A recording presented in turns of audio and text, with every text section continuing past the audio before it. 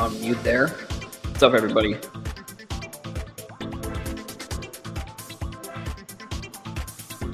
External mic is all set, plugged in. Pull up the first topic here. We got Dustin from Sports Card Dad coming in and joining the stream later on, probably like 7:45, 8-ish. Got like 30, got a good amount of time with him.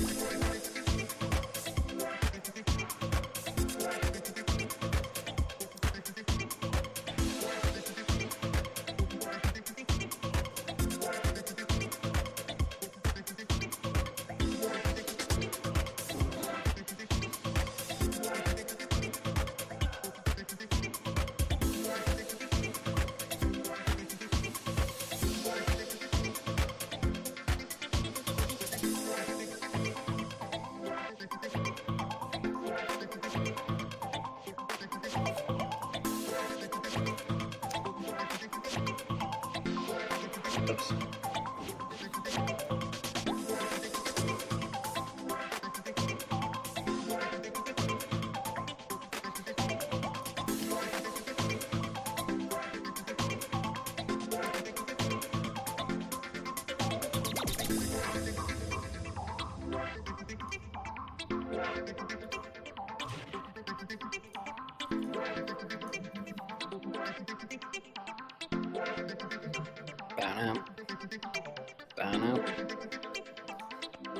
Got some jams here going. Love that. Oh, okay, let me find this tweet here. We're going to start out. Be turning on the cam in a couple minutes.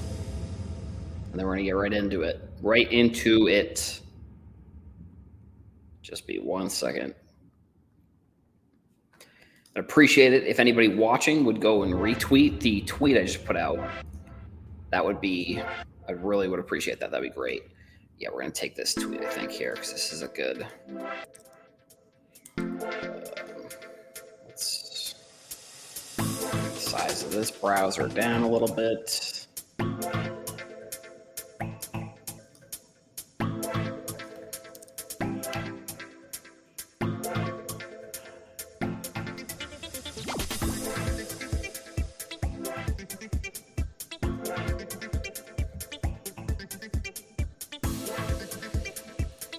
Jamming here.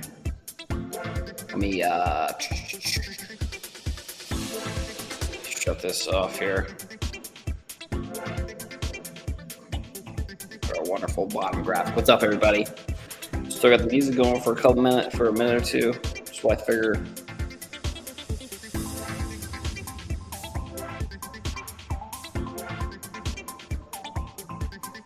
We got some phenomenal copyright-free. You know, only the top copyright-free music here on this channel here.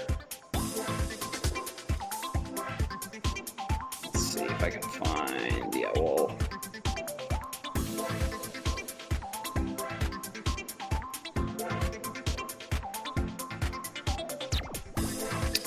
Let me see. Can I find?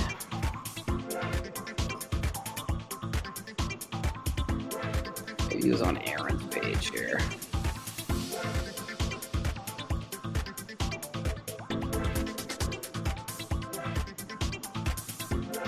All right, we got the music off. Or actually, you know, we'll just keep it going for. Just turn it down a little bit.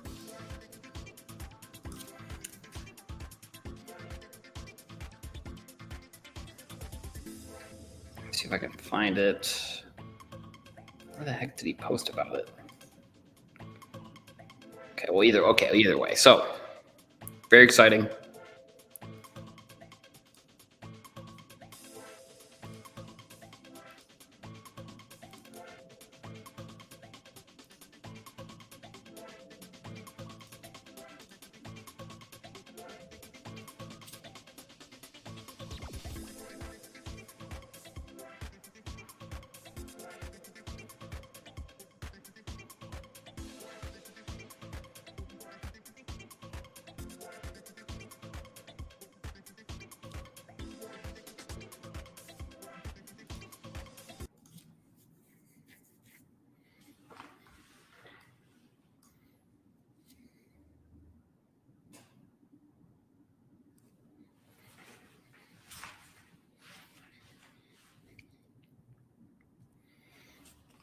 All right. So first topic we got on the show today, we've got influencer cards. We're gonna get going here. We're gonna start. Like, if you watch some of the other streams, I'm doing the YouTube intros as we're doing these because I'm just turning essentially the stream into the video. And I'm still sort of figuring out a little bit. So okay, so we're gonna get started here. So what's up? What's up, everybody? Welcome back to the show. My name is Adam. I am your host. Thank you for clicking on this video. If you are interested, leave a comment. I'm definitely no, I wrote it down too. Actually, let me pull up what I wrote down. Where did I write it down?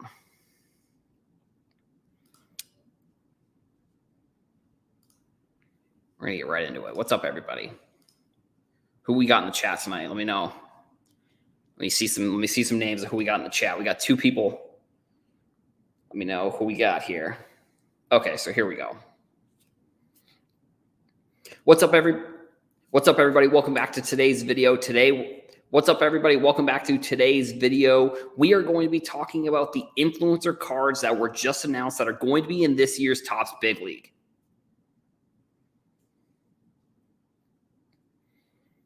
Thank you for clicking on this video. I'm interested to hear your thoughts about these cards. If you are new, please hit subscribe. And if you like the video, make sure you hit the like button. Let's get right into it. So I am doing a little bit of producing here as we get going. So as many of you may have seen over this past week, there were some influencer cards that were announced that are going to be coming out of this year's Topps Big League. It's probably no surprise here that I am definitely a fan of this concept. I hope that they increase some of this stuff that they're doing. I mean, I know that Allen and Ginter is kind of focused on this sort of, I don't know if it's officially called this or oddball. I'm not sure if it's like that's the official title for it, but like the influencer, famous person type cards here. I mean, we have seen this in the past with top sets, like I said, with Allen and Ginter. There is like a upper deck set. I think it's Goodwin Champions, which is kind of like this as well, where they have like influencers. Well, not influencers, but they have like famous people and non-sports athletes that are in those sets as well. So like I said, I'm a fan of this. I hope that they expand on this type of program. I mean, not just because I would like to be in a set. I actually have done some stuff where I designed some cards for myself. Like, as many of you probably know, I have a little bit of a background in graphic design, and to like be in a like Project 100 type set or some kind of project like that would definitely be something I would be interested in as well. I think these sets give, maybe younger collectors, maybe younger content creators that are in the sports card space. I mean, maybe it's a little bit of motivation for those types of people who are interested in getting into content or getting into some sort of thing with sports cards where, I know people hate the term influencer, and it's definitely something where I've seen on social media, the term has kind of gotten thrown around almost as like a derogatory type of thing, which I don't really understand. I guess, the term influencer maybe doesn't have as much of a positive connotation as maybe it should, in my opinion. I think, the feedback I saw on this was pretty negative. If I'm going to be completely honest, like I think I saw Watch the Breaks tweet about it, and he's like, he has a ton of Twitter followers, so like he has a ton of responses, and he has a ton of people that are going to be responding to his tweets. And he was one of the big accounts that I saw tweeting about this. I went through the comments for about 10 seconds because the first one that I saw was just, it was just all like gross, like, I don't know. And I mean, if I'm going to be completely honest here, like, I don't see why people wouldn't like this type of thing if you're a content creator. Like, the thing that I thought was really weird was I saw like people who run businesses on social media were the ones that were like talking about how this is a bad thing. And I just thought that was really strange, in my opinion. Like, I really didn't see why that shouldn't happen, or why, I guess I don't understand why people on social media would look at this so negatively. Like, you know, sure, whatever. Like maybe some people don't like the sports card investor. Maybe some people don't like slab stocks or any of the people on this list. I mean, I'm obviously or not obviously, but I am a good friend with Aaron. Like I've known Aaron since we kind of got into sports card content creation, and he's going to be somebody that I'm actually going to have on this show probably in the next few weeks. Hopefully. I mean, I reached out to him like last week. We couldn't set up a time. So I think in the next couple of weeks, we'll probably be having him on. I mean, Card Collector 2 is another guy that I have talked to multiple times. I mean, I'm in a group chat with like Aaron and Card Collector 2 and Sasha T and Cage and Andrew from Lucas Tigers and Bronze. I mean, we have like we started that group chat like, I don't even know when it could have been. It probably was like 2019, but either way, I think that's beside the point. I also met Stephanie at the Culture Collision. She was extremely nice. I met Tim at the Culture Collision too as well down here in Atlanta. I mean, they're super nice. And I mean, I've never met Jeff Wilson necessarily in person. And like I said, you can have your opinions on Jeff Wilson of whether, the content that he creates is good for the hobby or not. I mean, I think I'm on the fence a little bit, but at the same time, it's like, I don't think these people clearly are nice. They're nice people. And I don't know. I mean, it really was a little bit shocking to me to see the reaction. More as just like a person, less as like a content creator within sports cards, because I definitely did expect sort of like a little bit of a negative reaction to this. Because like I said, the term influencer in the hobby really comes with some pretty negative connotations, in my opinion. I actually want to pull up Stephanie's tweet about this because I thought that her tweet about it was really like the whole kind of, I thought her tweet was good because it just is the whole like point of this. So it's like to be in Topps Big League, to be on this Topps Big League card is truly a dream come true. It fills me with so much emotion to know this card is something tangible my family and students can have to be proud of. It inspires me to give back so much more. Thank you, Topps. Thank you, hobby. It's like, that's the whole point. And I mean, I think, there is a horde of influencers, which is really interesting. And I mean, because I think the term influencer within the hobby, maybe without outside of the hobby, like I think it comes with negative connotations in some ways. I think, in my opinion, the influencer, sports card influencer, like, here's my take on like, this the type of content that I think is made on YouTube, like even my own content, to be completely honest. Like if you are taking my advice, or if you're taking, if I'm saying that, there's a card that you should buy or there's a card that you shouldn't buy, like don't take my advice 100%. Like, and I think it's maybe counterintuitive here to maybe say this, but it's like, if you're taking advice, like, I guess the whole point of why people don't like influencers is that they think that people are going to get like scammed by them, or they're going to get scammed by the advice that they're giving. And in my opinion, like if anybody, and I get that maybe it could be kids that are taking some of this advice, but it's like, if you are taking advice from somebody on the internet, you need to be doing the research to, it's very tough to me, in my opinion, to be completely honest, because if you're taking advice from somebody on the internet, you should be doing your own research. And I think we give people who don't create content, who are like just consumers of hobby content, maybe not enough credit in terms of how smart I guess people think that they are.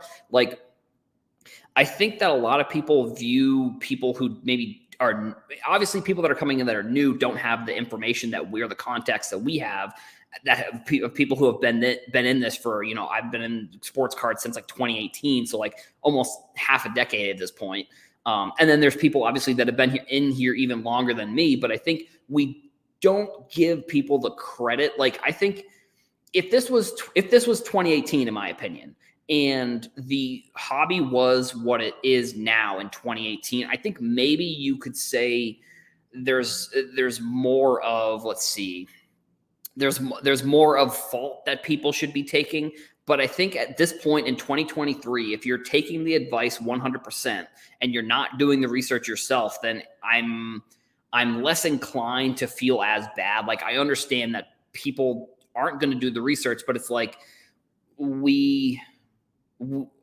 I think that we should be at a point where you need to be like, and that's maybe the thing where I need to make more content about making sure that you're doing research and explaining the research. And it is a little bit nuanced at times, but I think like if you're listening to Sports Card Investor, unfortunately, like, yeah, sure, he has given out a ton of bad sports card picks and advice, but it's the same with like when it comes to like if you're following people's advice on gambling on Twitter, like if you're following somebody on Twitter and just blindly following their advice, like you're going to lose sometimes. And I think the whole I feel it's twofold here. It's one, like if you were listening to the advice in 2018, by 2020, you made a killing. If you were listening to the advice in 2020 to now, you probably lost a decent amount of money. So it's like,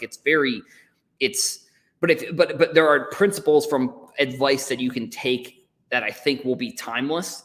So it's like I said, it's a very fine line, I think, between people doing it maliciously. Like I think that there are people who are, maliciously misleading people in this industry, but I don't think the people on this list necessarily are. Like, do I think that the videos that Jeff makes are great? Like, I think that they're well produced. He comes out with them weekly. I mean, or daily, excuse me. So I think from that standpoint, they're good. Is it the type of content that I like? No, not at all. Like, I think with Slap Stocks, that's maybe more of the content I like. I mean, obviously, Tim is a business owner. He has a Slap Strong. He has the big hat, which I love, which I thought is very funny that he kind of had the big hat. And then next thing you know, the big hat becomes like a social media trend.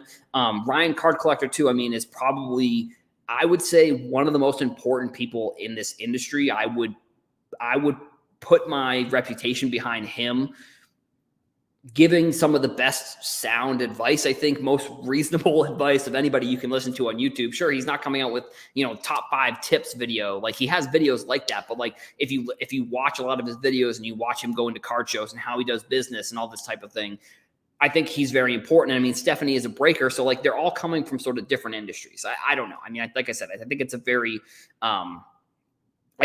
fine line between like the advice that should be listened to and you should take and the advice that maybe you should stay away from. Like, I also think that it's kind of like my opinion a little bit on like financial content. Like there are people that I follow on YouTube that give financial advice and do like financial type videos. And like, I get like sort of an icky feeling sometimes when I'm watching their videos because they're like entertaining and they're like clickbaity. And it's like, I feel like sometimes when you're getting sound advice like that, or you're getting advice that has to do, with financial things, the entertainment value shouldn't be as important as the information. And I understand that the information is probably well researched and it's probably well scripted, but at the same time, like, I just don't know, I get sort of like a weird feeling when I see content about financial stuff that's like entertaining. I guess if it is sort of a weird thing, I think, but like just in general, like I think if it almost feels like if you're making content that is informational and good tips, I almost feel like it needs to be a little bit boring, in my opinion. Like I get it, and it is sort of a weird line that I feel like on social media we run nowadays, where it's like social media has become sort of, it's like a bunch of different things. It's people's marketing, it's people's life updates, it's content, it's TV shows, it's like everything nowadays. So it's like, if you're just following what people are saying on social media, maybe you're not getting the full story. And when it comes to, I think, these influencer cards, I think, these people obviously have really great relationships within the industry. So, I like the list and I'm hoping that they expand upon it in the future. And maybe, I also so the last point actually I'm going to make in this video is like, people are complaining about the list and it's like, it's a checklist that's going to be in Topps Big League. Like it's not like and I understand, I'm hoping that it maybe will be in one of these bigger products in the future, but like, it's not like it's in some crazy product. Like it's in Topps Big League, which is a product that's kind of made, I don't even know if it's not, I guess you could call it made for kids, but it's like a cartoony, it's, you get a lot of packs, but it's almost like there aren't any autos in it, and you're getting a lot of like packs so you can open. So it's fun. So it's like, I don't know. It's very strange. I think people's anger is very misguided, in my opinion, on this specific topic. I think that people are more angry that like they're not included, if I'm going to be completely honest, in these types of sets, because like, I'll be honest, like I would love to be in a set like this, and maybe I just need to build relationships a little bit differently or a little bit more to be in a set like this. But at the same time, it's like I root for this type of set rather than like try and tear it down, I guess, if that makes sense. What's up, Brennan? How we doing? Thank you for leaving some comments here. The Slapstocks guy, I'm going to be completely honest. So I'm good friends with Aaron. Me and Aaron have been in contact for, since I really got back into sports cards. So like, I'm anytime I see Slapstocks slander, in my opinion, like he's a guy I'm always I will always root for. I will always try and stand up for. I mean, there have been controversies they've been in the past. I think that, there was like, I don't know, there was something where like back in the day, there was something where they were selling cards or something on like a secondary eBay account because Aaron was in, I think it was like Aaron was in, I forget the exact story. I think Aaron he was studying abroad, I think, or he was abroad somewhere. Because if you follow Aaron, you see that he travels a lot and he goes like to a bunch of different countries, which I think it was when he was still in college. I'm pretty sure he was selling cards on his mom's eBay account because I don't remember the exact reason, but it was because he was out of the country. So for whatever reason, which I actually think it literally, I think was honestly just an honest mistake, and people were trying to turn it into this big thing. And I think it's just ridiculous. Like, I think a lot of the controversies that we get into on social media are a little bit ridiculous. Like not necessarily the breaker stuff, which I'm going to get into a little bit later, but like there are controversies where I look at it, I'm saying, what are we even doing here? Like, what are we talking about? Like, this is nothing. Like, who cares, Let's see. So we got Dustin actually joining in a couple minutes here. So that's exciting. I'm going to pull up the questions, make sure I got those handy dandy questions for him. He's going to be joining in a little bit. I guess, yes, we don't really time for another topic here. Let me go to my questions here. Let me pull them up. Guest questions. Yeah. So we're going to get into a good topic. Actually, I'm going to kind of intro him a little bit here by actually showing one of his YouTube videos, which is something that we're going to be going over in the interview a little bit. Let me pull it up. So he talks about, and I don't necessarily, I'll ask him this question, but I don't know if he necessarily wants to be the face, I guess, of this kind of thing. Like, he made a video, I'm trying to find it, like a little while back about addiction within sports cards. And I thought that it was actually really important to highlight. Actually, let me just pull this. I'll just pull this article up because this article is kind of, I think, we'll share this tab. We'll just talk about this until he gets in here because it's something we're going to get into in the show, but it's something that has sort of become a little bit of a mainstream topic over the past, he put out his video. Let's see. The original video is in here, I think. Yeah, let's just open this up real quick, and I'm just going to check the date of when January 2nd. So like January, he put up this video about,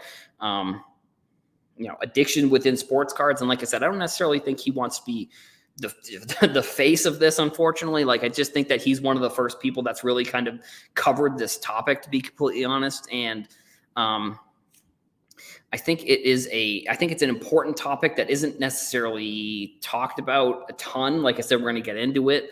I think this article, I'm actually going to link this article in the chat too, just so that way we have it. The article is in the chat if you want to read it. I definitely suggest going to read this article. I think that there are a lot of different perspectives here, and I think it's important.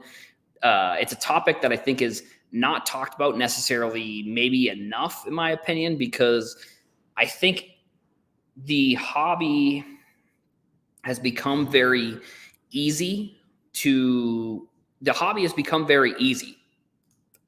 Like, if you, in the past, wanted to buy a sports card, you had to go to a show or go to a store to buy a card. And now it's like in 2 seconds, if you download the eBay app and you set everything up, you can buy a card. And if you're using a credit card, like I think that this person in this video here, they talked about setting up, they put a credit card in for a box breaking business, and they ended up in $20,000 worth of debt. And I think it's easy nowadays. Like I said, like breaks are easy to get into. Like I said, buying a card is super easy now with eBay and like with all these auction platforms. Like it's become easier than ever to buy cards. And I think honestly, like the ease of it has led to, I think, maybe some negative stuff that I like I said, I don't necessarily like in Dustin's video, he kind of gets into a little bit of like some of the warning signs that he saw right away, which I definitely thought was good. I'm just actually going to scroll down here. So like warning signs of addiction. Hold on. Ooh, that's kind of gross. Whole Foods ginger ale, D, not great.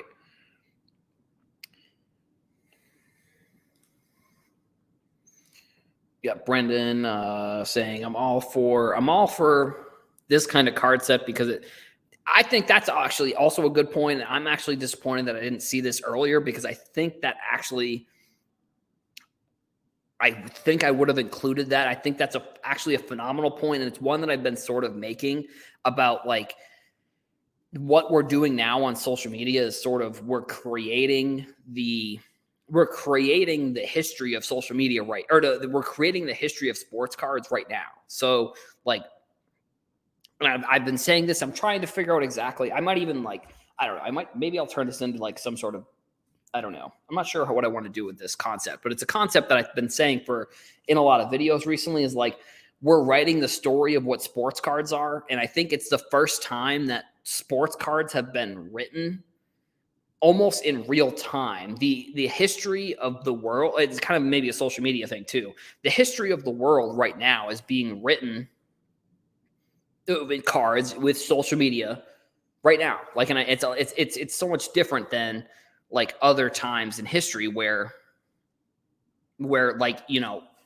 like news moves so quickly and everything moves so quickly nowadays. And I know, you know, people, maybe that's negative, but I don't know, but it's like, news moves so quickly that like the big news today almost becomes irrelevant the next day.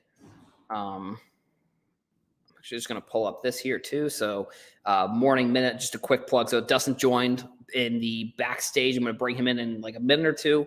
Just wanted to give a shout out to Hobby News Daily. I am doing the Morning Minute podcast on Tuesdays and Thursdays here. And so tomorrow morning, there'll be a new episode. I guess if you're listening to this live, it'll be tomorrow morning. If you're listening to this on a different day than Tuesdays and Thursdays, that's what I'm doing the episodes. Yeah, so let me stop sharing here. We'll bring Dustin in. Oh, hello. Hey, how's it going, man? Hey, you can hear me, right? Yeah, I can hear you. Can you hear me? Cool. Yep. Cool. Let me switch over here. So I have this cool GIF that I created for the show that for like transitions, and I'm still trying to figure out how to use it, but like, nice. It's like a GIF and then it switches over. So I'm branding the interviews a little bit different now too. And we haven't, technically the interview hasn't started, so this won't be the part that's on the YouTube release, but either way. So Sports Card Intel, I guess, is the name of the interview show that I'm trying to brand a little bit more. And so I'm trying to brand the segments of the show a little bit. I don't know. It's something I'm trying here. So how's it going? I like it. Good to see you. Good to meet you. Yeah, you as well. I don't think I've met you before. I don't think. Yeah. I've watched. Yeah, I don't think so. I mean, quite a bit. Yeah. I've been trying to fill in as much as I can. I mean, honestly, I've been trying to like double down on like doing shows recently. So like anytime someone can't do a show, I'm like, I'm in there. I'm going to do it. Yeah, it's a good show. Yeah, thanks. Yeah, I mean, all the guys on there are really cool. So it's always fun kind of getting into those kind of conversations. You said you so what time is your out? Just so I can make sure I checking for time? I probably need to jump off at like 8:35. I would say is probably when I need to jump off. So I got some time. Okay. About 45 minutes. Perfect. That works. Okay, cool. Let me just cool. So, and then we got what's up, Brendan Brendan? saying what's up. Let's see. Let me make sure I got the questions up here.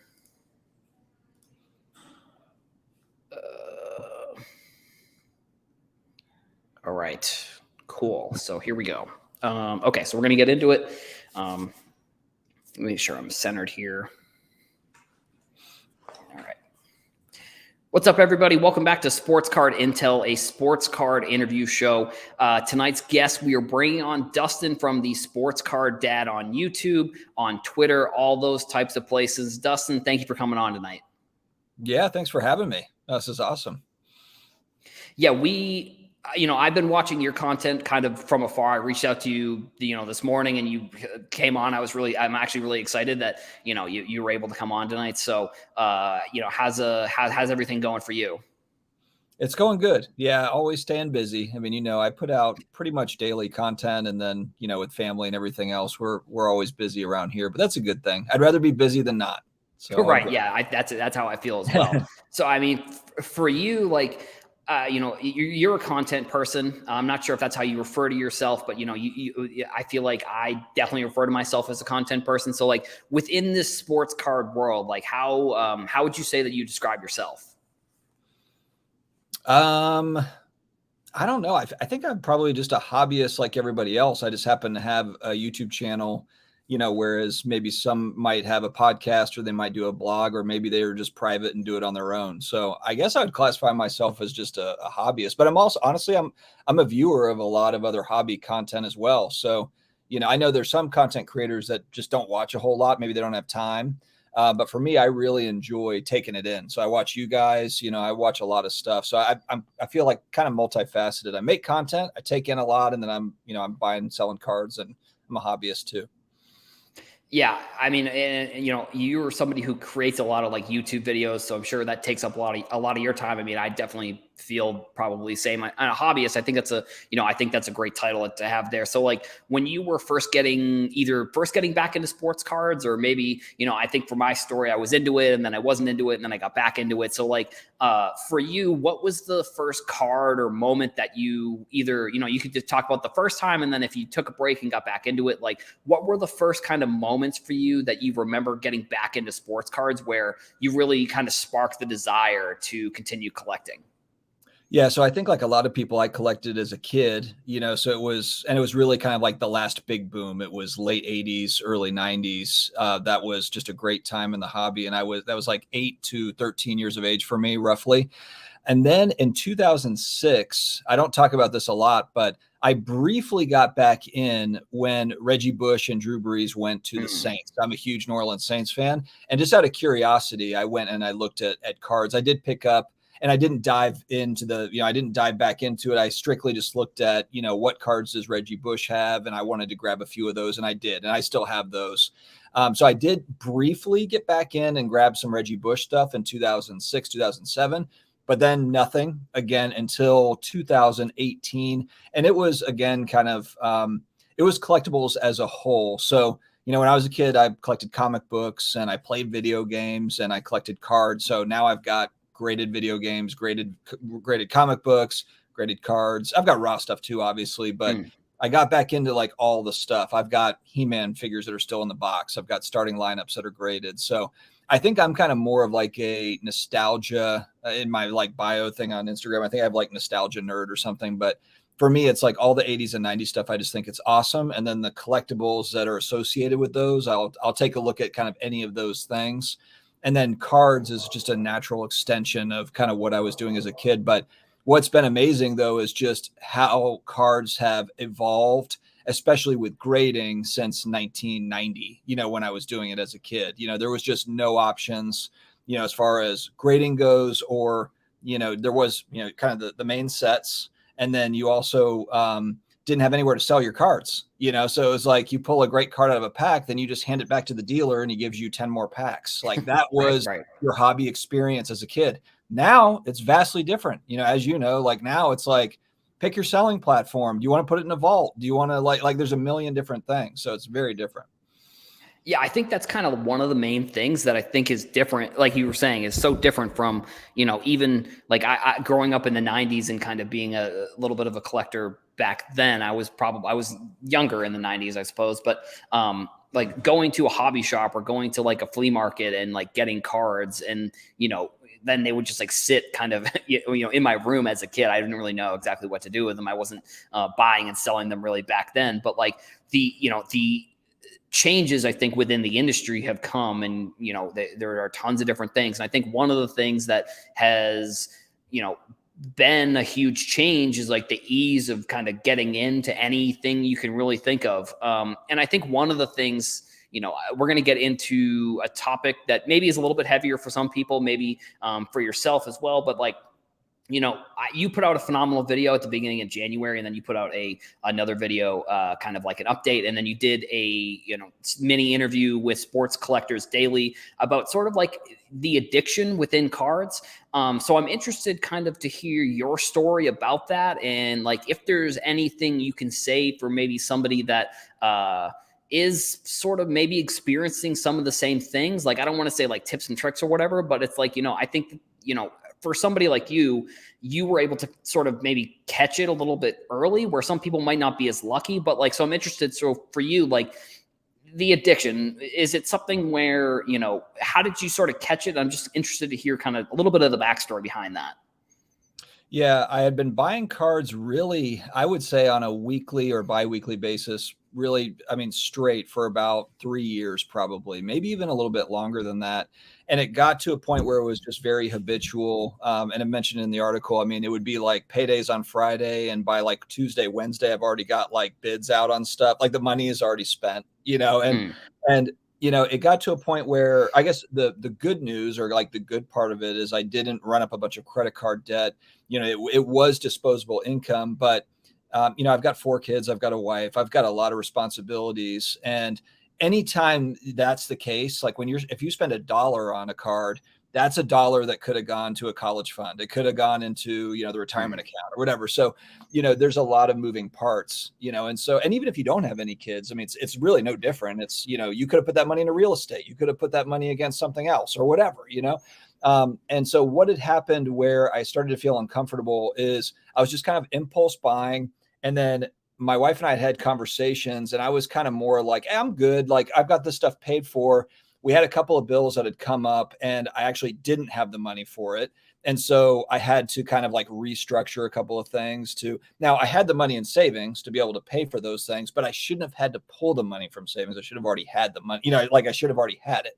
And so it kind of evolved to where we had these conversations throughout last year, and kind of just like no big deal, we're good. Then kind of every year annually, like December timeframe, we take a look at our budget, we take a look at like what's coming in, what's going out.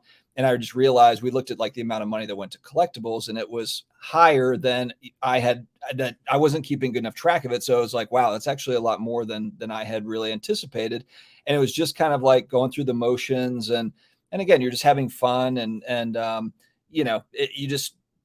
guess, I probably look at it as like, well, it's not like I'm sports betting to where I make a bet and that money's gone. It's like, no, I've got this card and I can sell the card if needed. So there is that aspect of it. I mean, there's worse things to spend money on, obviously, but I feel like over my life, I've had somewhat of an addictive personality. I smoked cigarettes in my 20s and stuff. And so, I kind of like looked at it from the same standpoint of, is this a habitual thing that I'm not really controlling properly? And then could it have negative effects? Yeah. I mean, it can have negative effects if I don't catch it, if I don't kind of make some changes. And so that was the part where, and I think that it was relatable to people because it's kind of that fringe. I'm like on the fringe. When you talk about addiction, you're thinking like drugs and alcohol and things like that.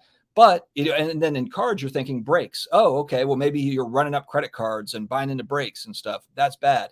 But I think it can also be, even if you're just buying singles or buying boxes, sealed boxes, and maybe you're even getting great deals on those things, and you're going to hold them for 10 years and you're getting, you feel like you're getting deals, but that's still money that's going out the door. And if you're not controlling yourself, then, I think that's where I caught myself, and and made those videos, and it did catch on. I think at first it was embarrassing, really. I talked to my wife about it, and she was like, "Are you sure that you want to talk about that?" I mean, she wasn't like, "You should make this video." She was like, "I fully support you, but I also understand if you wouldn't want to do it." And even today, after I've gotten pushback of, you just need to, you're spending your wife's allowance or whatever, people don't know what they're talking about, but they have opinions, and that's fine.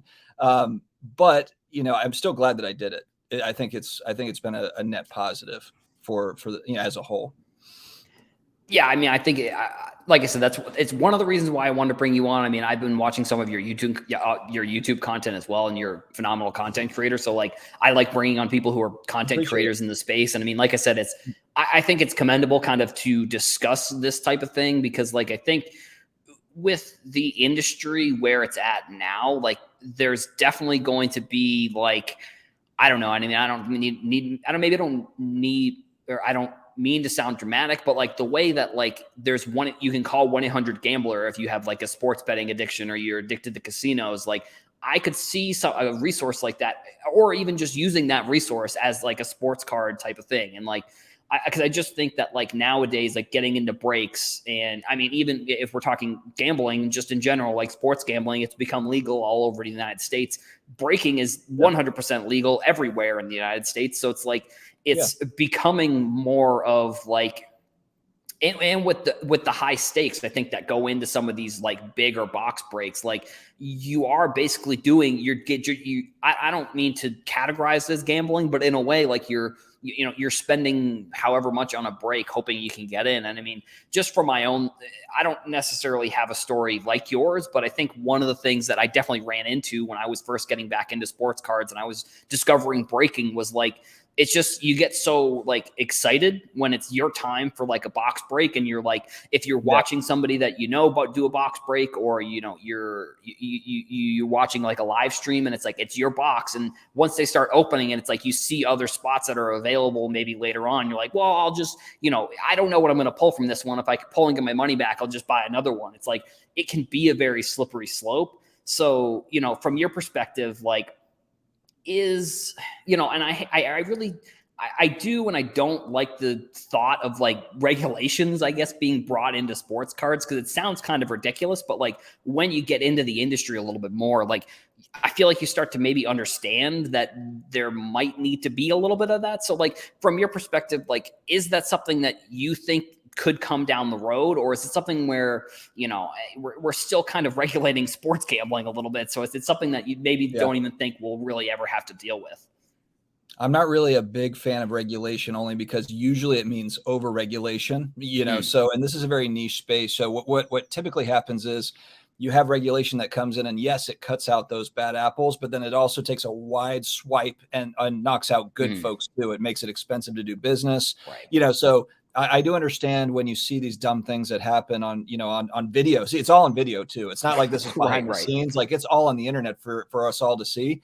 I think what's going to happen, it's more likely that companies are going to just get more serious about cracking down on it. That's what I think will happen. If there's ever a threat of regulation to these large companies, especially like a Fanatics, it's going to start Fanatics Live and going to really control inventory. I feel pretty good that they're going to crack down on it and have some sort of guideline in place. I would be shocked if they didn't. I would be shocked if we see a lot of these kind of, folks that are dipping cards or whatever. I would be very, very surprised. Or, if they do, then they're fired immediately, kind of like what happened in this last one. I think it's just going to become more and more of a thing that if you fool around, you'll be out of business. But, I think we have to face too. I mean, if you look at 5 years ago, when I got back in, a hobby box for Prism or something was like $200, for like Prism football. Now it's like $1,000, so, I mean, just the cost of entry is very expensive. As you said, like, the stakes are so much higher now. And if you're trying to keep up with the Joneses, even just buying a regular, like, now it seems like, oh my gosh, a hobby box is $400 or $500. That's a bargain. 5 years ago, it was, $100, $150. These lower end, these like mid-tier products are now very expensive. So there probably will be, well, I shouldn't say there probably will be a correction on that pricing, because it's just going to boil down to if they sell it or not. I mean, And I don't know. So I guess we'll just have to see. But yeah, there's just so much at stake. This hobby that's, was a lot less expensive 5 years ago is now a very expensive hobby to be in. I mean, like Right. Yeah. being Yeah. a sports card collector is now, serious business. Yeah, it's almost like you almost like have to have a business if you want to be a collector nowadays, unfortunately. Like and it's one thing that I definitely like about cards is that you can buy and sell, and that can kind of be the sustaining force of your, buying cards. But at the same time, it's almost like if you're not buying and selling, you can rack up like a hefty bill, especially if you want to get like new rookies, or like even if you want to get like I don't want to call them nice cards, because it's like any card to anybody could be a nice card, but it's like if you want to get like a higher end RPA, it's like it's almost unobtainable for the average person looking to get in. Like I think I saw a Slapstock post I think a couple weeks ago. They were comparing a LeBron second year autograph to like I think it was his name is Devon Carter. He's like a player. He's like a rookie for the Spurs, and they were the same price. And I'm looking at this like, I don't even know who this guy is. And they're both like $3,000 cards. And it's like $3,000 is not just chump change. Like I'm sure for some people, that are in this industry, maybe it is, but like, for somebody who's, just in this for kind of just playing around, like it's, those cards are maybe unobtainable. And I guess it's, if the business side of it, I think is definitely, interesting as well. Like do you consider sort of the content and all that sort of stuff like a business from your perspective? Like I know you have sponsors and stuff, but like, is it like, is it a business? I guess that's kind of maybe the question that I have for you. Yeah, it's become a business over time. I would say when I first started, of course, I didn't have a sponsor, I think, until about 18 months in. And then it kind of snowballed from there. So it's somewhat turned into a business, a very fun one. I mean, it's kind of like a side business. But, I do look at, I guess, and I do wonder, I think with content as a whole, how that grows over time. Sports cards is very niche, but how is that going to change, with what other opportunities, I guess, could arise for content creators? Oh yeah. Thanks, Brendan. I appreciate it. Brendan's always been very supportive. He's awesome. No, I appreciate that. Yeah. I think the content space is, to answer your question, yes, it has become, more of a business, and especially with the growth too, of just more attention on sports cards and channels growing, all that stuff, not just me, but everybody. Right. I think there's just added responsibility, especially during a really strange economic time globally where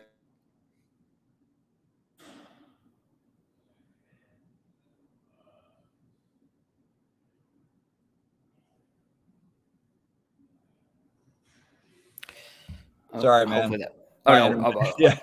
Oh, okay, good. Because sometimes my internet does that. I'm like, oh no, hopefully it wasn't me. But okay, yeah, we're good. We're good. I don't know what it is. I think it's because like all my teenagers, they have like 20 different TVs or whatever thing in the house, so it does cut off sometimes.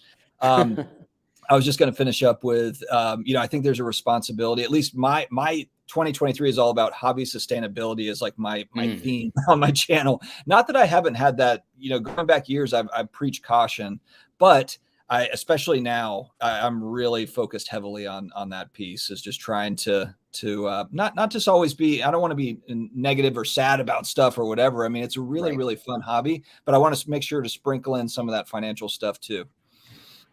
Yeah, I think that's a phenomenal message. I mean, I completely agree with the sustainability. I mean, I think there are tons of different ways for people to enjoy the hobby, and I think that's one of the great parts about it. So for you, like you're over 1,000 videos already on YouTube. You started back in March of 2020. What kind of got you into content creation, first of all, and then also like sports card content creation? Because I think, for me, I have a little bit of a graphic design background, and then I got into some type of content. Then I got back into cards a little bit. But, for you, were you a content creator before sports cards, or did the journey kind of start all at the same time? It all started, my content journey started at the same time. I'd never done anything like this before. And so I didn't know if I'd be good at it. And at first I was not very good at it at all. I mean, I think like with anything, it just takes reps, and I had no reps. I think Jeff Wilson has like a broadcasting degree or something. Like he's obviously very, sharp in front of the camera. I am not that way. So, what got me into it was more of, I was looking for content and I couldn't find, if I'll give credit to Jeff Wilson going back to 2019, there wasn't a lot of that style of just making a video talking about a hobby topic, and that's what there was definitely videos of like, hey, we're showing cards, collector style videos. I found that stuff. There was breaking videos, so saw that, but I didn't see just like commentary, like, hey, this is what's going on. Not to say there wasn't any of that, because I'm sure there was, but I was kind of hungry for that, especially as I was buying and selling collectibles. And I was like, man, this is such a fun space, but I just couldn't find anything.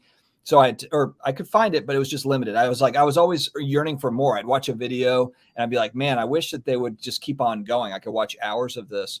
And so then I was like, I should throw my hat in the ring and just try this out. I really started off daily.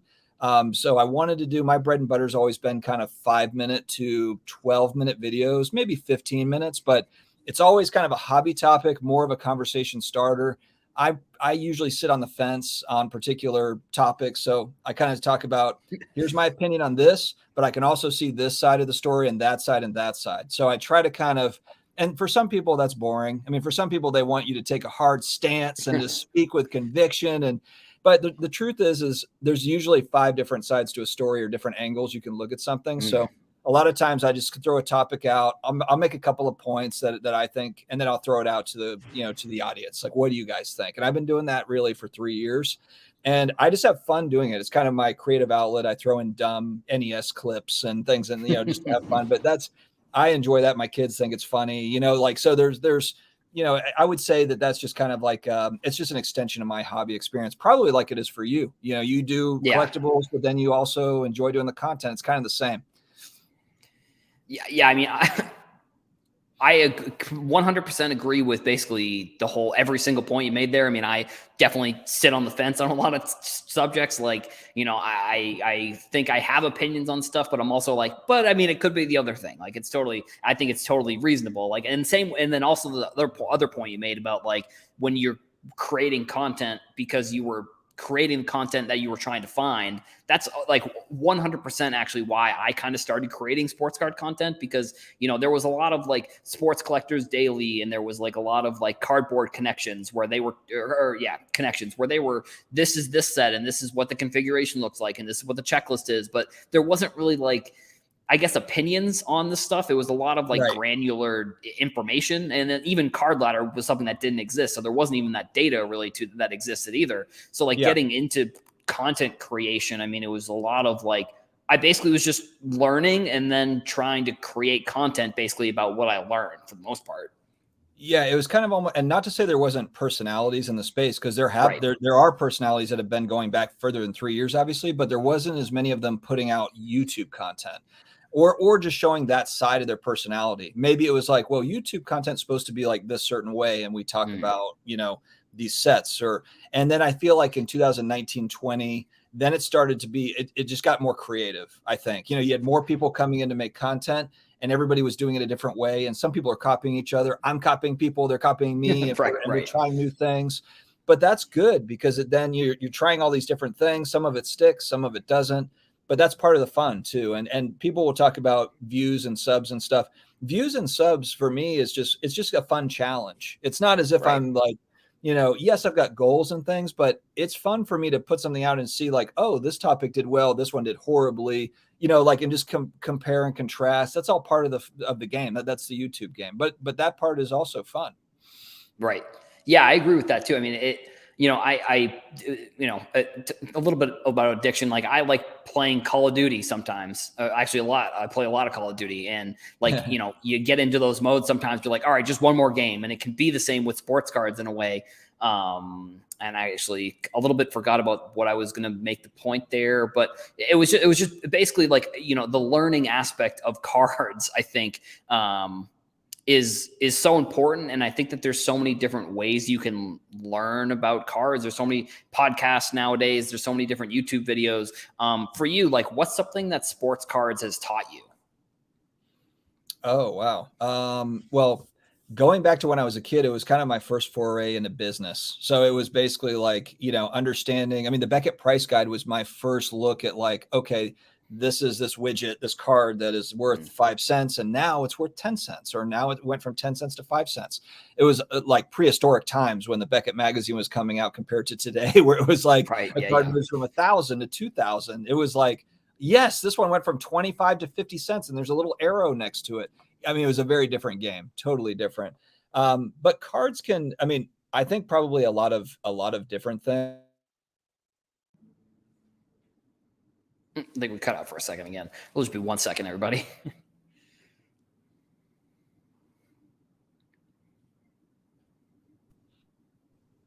All right. Can you hear me? Yeah, all good. So every time that happens, just give me 10 seconds. I'll be back. Yeah, that's what I told the audience. That's what I told everybody. Just give it a second. I'm gonna tell my family to leave. Yeah, I think there's probably like 20 different things you could learn from cards and collectibles, whether it's like the nostalgia stuff. I think it fills a void for some people. I think that it also is the thing that we can control in our life. So you have all these kind of moving parts that you can't control, family things, health things, we could all be gone tomorrow, but we can control kind of our collection. We can control how we do that. So there's probably a lot of self-care, mental health, benefits, and negative things, I suppose. Like we were talking about the addiction part, but I think there's way more benefits than there are negatives for sure. So yeah, that's a tough one to completely answer, but yeah, there's a lot of lessons. Right.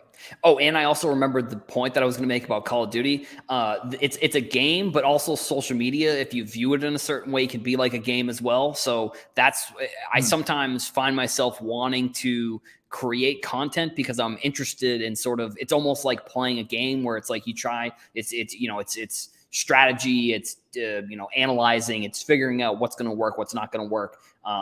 But yeah, so that was the point that I was trying to make when I brought up Call of Duty earlier that I forgot about. So to bring it back to cards a little bit specifically, so do you have any cards in your collection that mean a lot to you, or maybe not even cards, like maybe it's a memorabilia piece, or do you have something like that means a lot to you? I have quite a few. I would say a lot of my Saints stuff. Like I'm a Drew Brees PC guy. So like here, I'll just grab a card off of my desk. But this is one of them, just like a flawless auto. It's numbered 1 out of 5. Oh, nice. I've got a signed. Hold on, let me see if I can just grab it.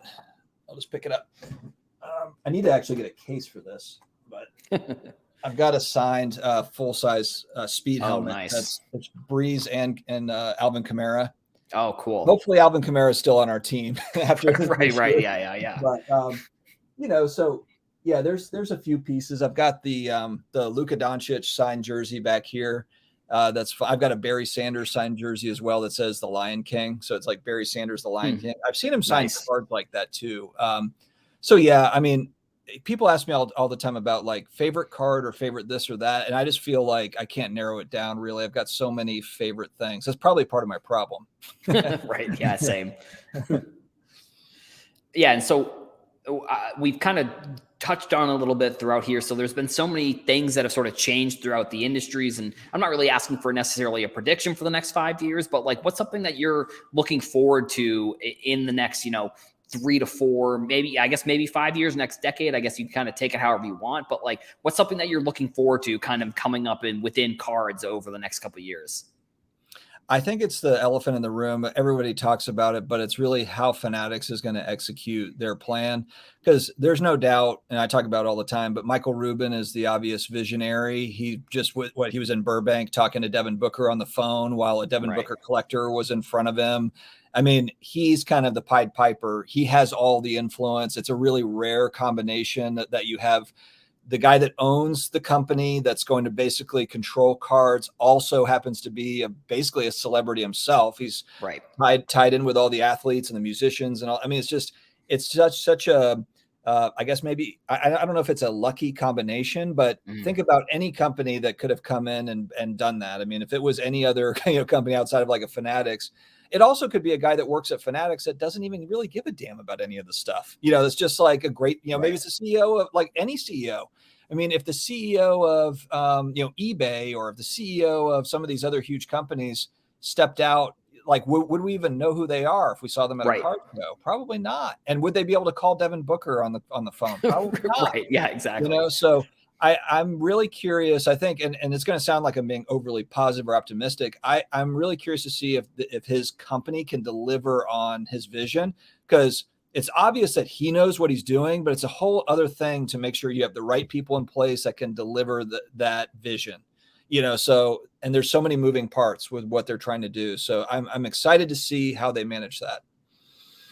Yeah, I agree about, Michael Rubin. I think I understand maybe some of the negativity towards sort of the conglomerate that is Fanatics, but at the same time, I guess I also kind of look at it and say, why can't we look at it positively? I feel like sometimes, just in general, and maybe this is just social media overall, can be so negative about, whether it's cards or whether it's anything. And maybe I'm just looking in the wrong place. And it's like one day you click on one video and then the next thing you know, you got 10 videos about that same thing and it's all negative. But either way, I think Michael Rubin being out at these shows, I think is important. And I think we also in sports cards a little bit don't realize how famous he really is, because it's he's sort of coming into our space. So it's I feel like we're expecting a lot from him. And so, from your perspective, if, let's say it's, I don't know, 5 years after Fanatics maybe takes over everything, what would you say would be a success, I guess, if there's something that you can think of, maybe one or two things that after they take over, how would you view the acquisition that Fanatics did as sort of a success in this scenario? It's really tricky because, we're always up against this, collectibles aren't worth anything if you print too much, but then it's but if we don't have enough product, then the young people can't get, don't have anything. Pick your poison on that. Even though Panini does get a lot of, crap thrown at them for, they're not doing this or redemptions or this or that or whatever, I think their products look amazing. I love silver prisms. I really hope that Fanatics can make some sort of a deal with them to keep those brands going, even if it's just some sort of a licensing thing or whatever. They keep doing, they don't buy Panini, but they at least get the licensing or some sort of a deal worked out where they can sell Prism. I think that if they can just get releases out on time, kind of get back to where we used to be. Now, literally, you've got hockey product that's coming out from Upper Deck that's from 2 years ago or something. It's 2021 hockey. What? If they could figure out, again, that's part of the executing the plan. I think if you can just get back to where we can get products on schedule, I think they did a good job by eliminating a lot of products. I believe it was Topps that announced that at their conference. Hey, we're going to cut these 20 we don't need 40 different types of basketball product or whatever. Right. Yeah. So I think that there's some, I think that, and a lot of people that have talked about this, but Fanatics is a sports memorabilia company as well. So, the idea that you have, the event worn stuff, nobody wants to see that. If you're spending $5,000 for a Flawless box, it better have shoelaces from a specific game on the card. Have something cool in there, have some really unique stuff. As opposed to just napkin patch from a jersey from Walmart or whatever, Right. Yeah. It's just gotten too expensive. It's just, if it was $100 for a hobby box and you could pull these things and have a napkin patch from Walmart, but when it's $5,000 for a box, it cannot be event worn stuff. It's got to be legit, insane cards that come out of there. Right. And I hope that they just kind of elevate what we think of when we think of insane cards. I hope that, but really, I don't think you can do anything differently as far as PMGs or whatever. I think they've done about as much as you can do with card stock. I'm talking more about just cool memorabilia stuff.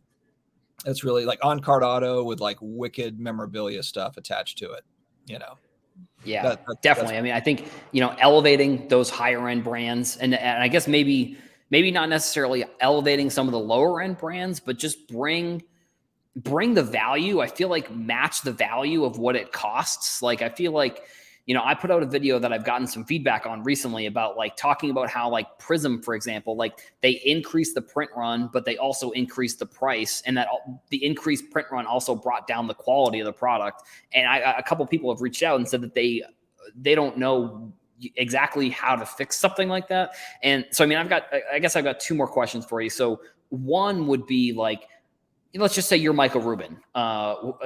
What's something that you would do or you would bring to the hobby that would kind of, how would you bring the sports card dad influence into the hobby? Like what's something, an idea that you would do maybe? So I think he should go all in on exactly what he did at Burbank with Devin Booker and that girl, because that stuff goes viral. Everybody's talking about that. That's It was insane. on ESPN.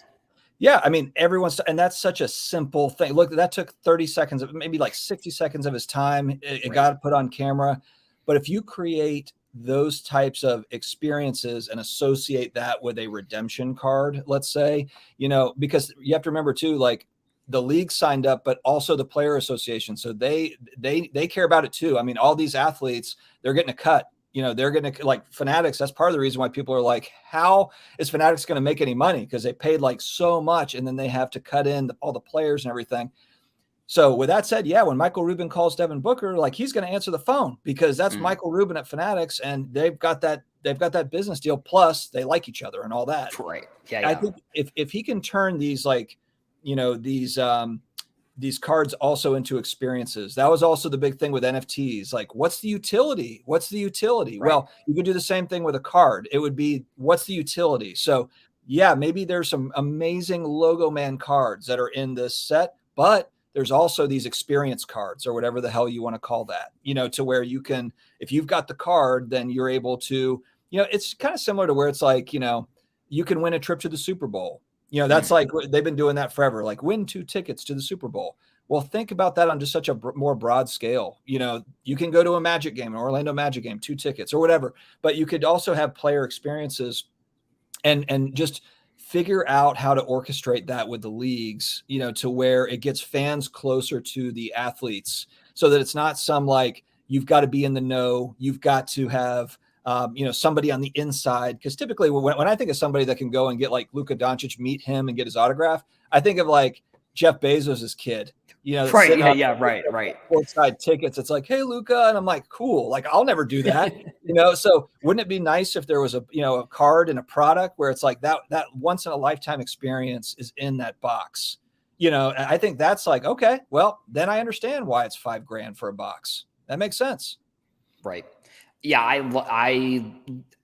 love that idea. I think the individual experiences is how we're going to create lifelong fans of cards and lifelong fans of these athletes.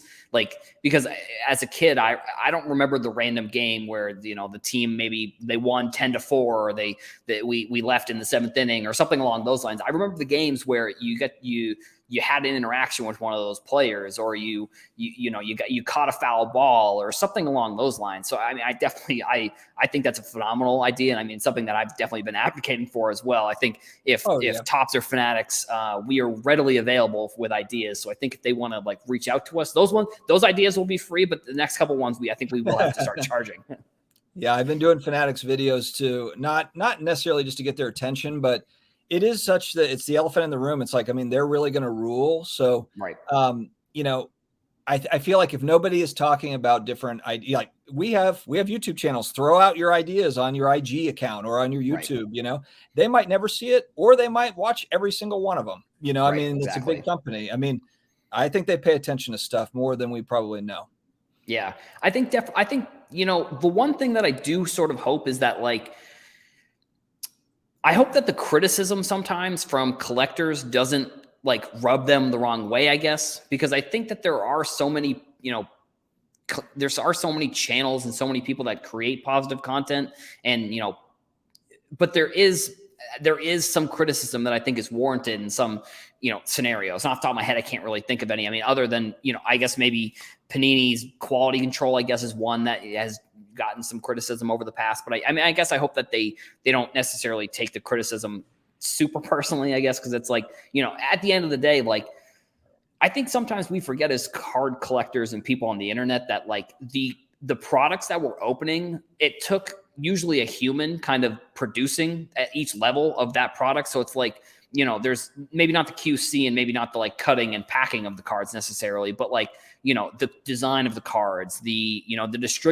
distribution, all that kind of stuff. So, I mean, I think over the next few years, it'll definitely be interested to see other ways that Fanatics kind of tries interacting, because I mean, including Burbank sports cards like that, you know, if you go to TikTok, I think that TikTok with Michael Rubin on ESPN's account has like, I think I saw it had like 10 million views or something like that. And it's like, we also now get like, you know, Burbank sports cards, which is like one of the most famous card stores probably in the United States right now. Like, they're also getting put on display there too. So that, I mean, I'm excited for kind of what's to come and everything they got. So I have one more question for you. I know you got your show coming up. It's at 9:00, right?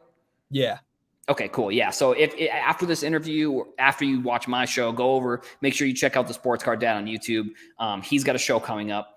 My final question for you, it's kind of similar to one that we talked about a little bit earlier, is what would you consider is your dream card?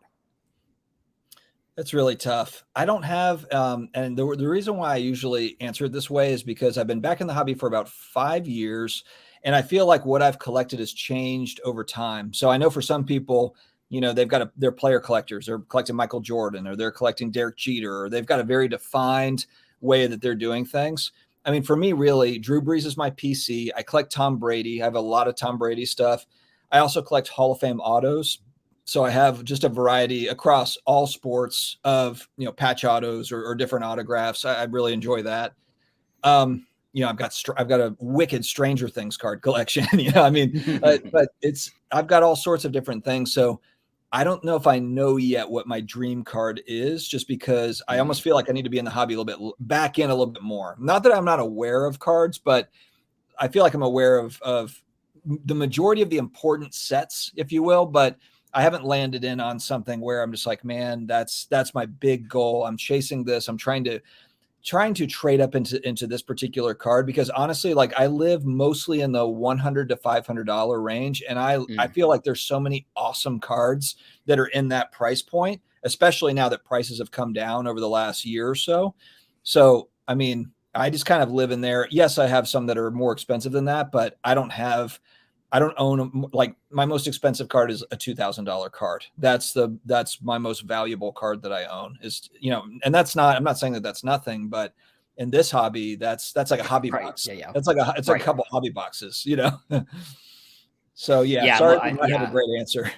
No, I mean, that's great. I mean, I honestly, I ask all my guests that question because everyone has like a different way to answer it. Some people know they have the card exactly like, I had Mike Summer on, and he said there was like the 52 mantle, and I had Danny Black on, and there was a Orioles card that he said. So it's interesting. I mean, I'm just interested. I think the one thing that I'm going to try and do more a little bit over, you know, as my content creation journey, I guess, goes, is just kind of maybe get the stories of cards, I think, out a little bit more. Cause I think, you know, there's so many things that happen in the news, to be completely honest. Like, I know my content is a lot of like news focused, but like, I think the stories behind cards are the story behind specific cards is just as important as maybe some of the news. Because like I said, I think those experiences of how you bought the card, or the experiences of cards, like that's sort of, you know, everybody has a story. And I think that's kind of the one thing that I think is really interesting when it comes to, you know, talking to people and interviewing people. Like, everybody has a story. Yeah, it's true. It's because that's fun content to make, kind of that collector content and the story behind the cards.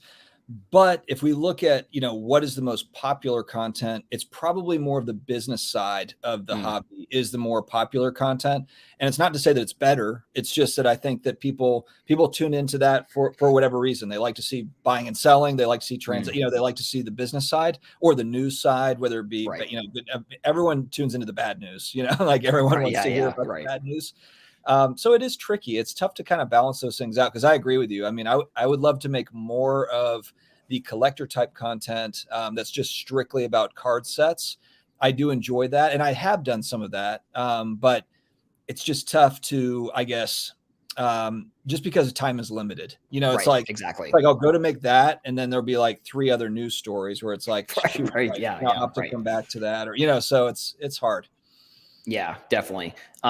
So, I mean, like I said, I appreciate you coming on here and telling kind of your story about all the stuff you got within cards.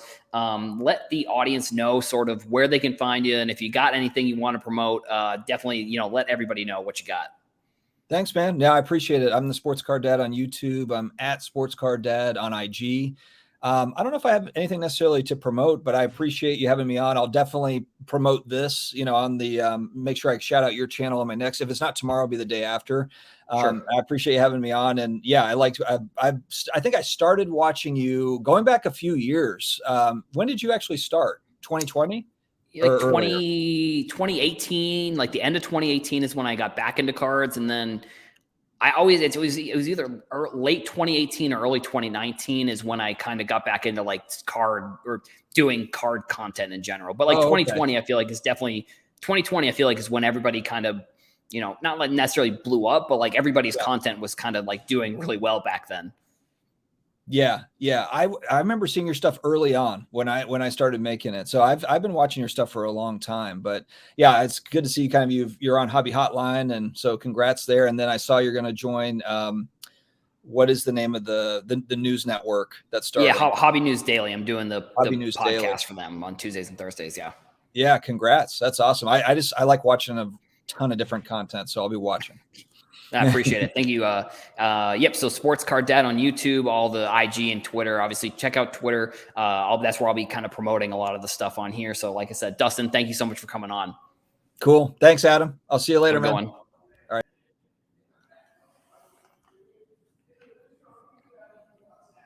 All right.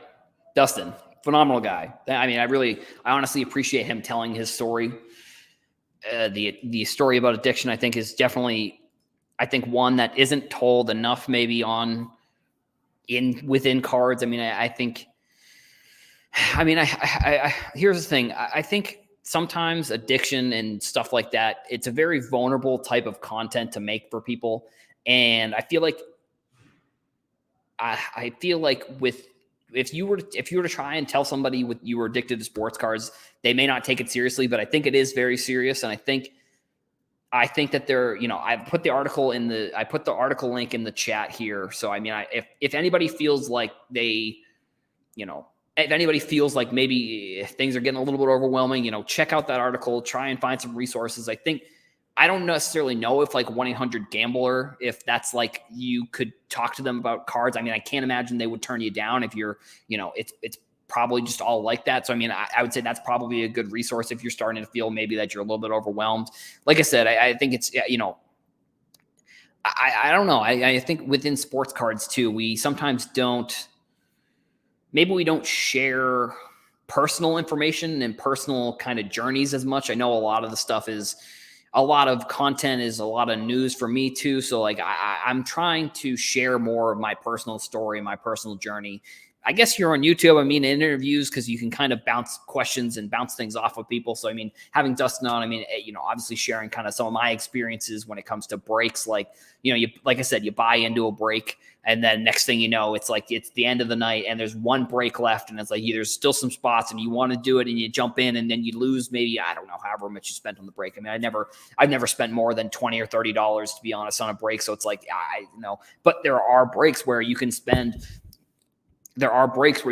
thousands of dollars. And if you're in that scenario where, if you're in like a high-end break, if you're doing some sort of, National Treasures or Flawless break, and, it's the last case and it's like there's only one spot left and you maybe, I don't know, maybe you're taking a bit of a risk. I don't know. It's just, I think it's an important topic. And I think I'm glad that Dustin has shared his story, and I'm hoping that maybe it'll help other people.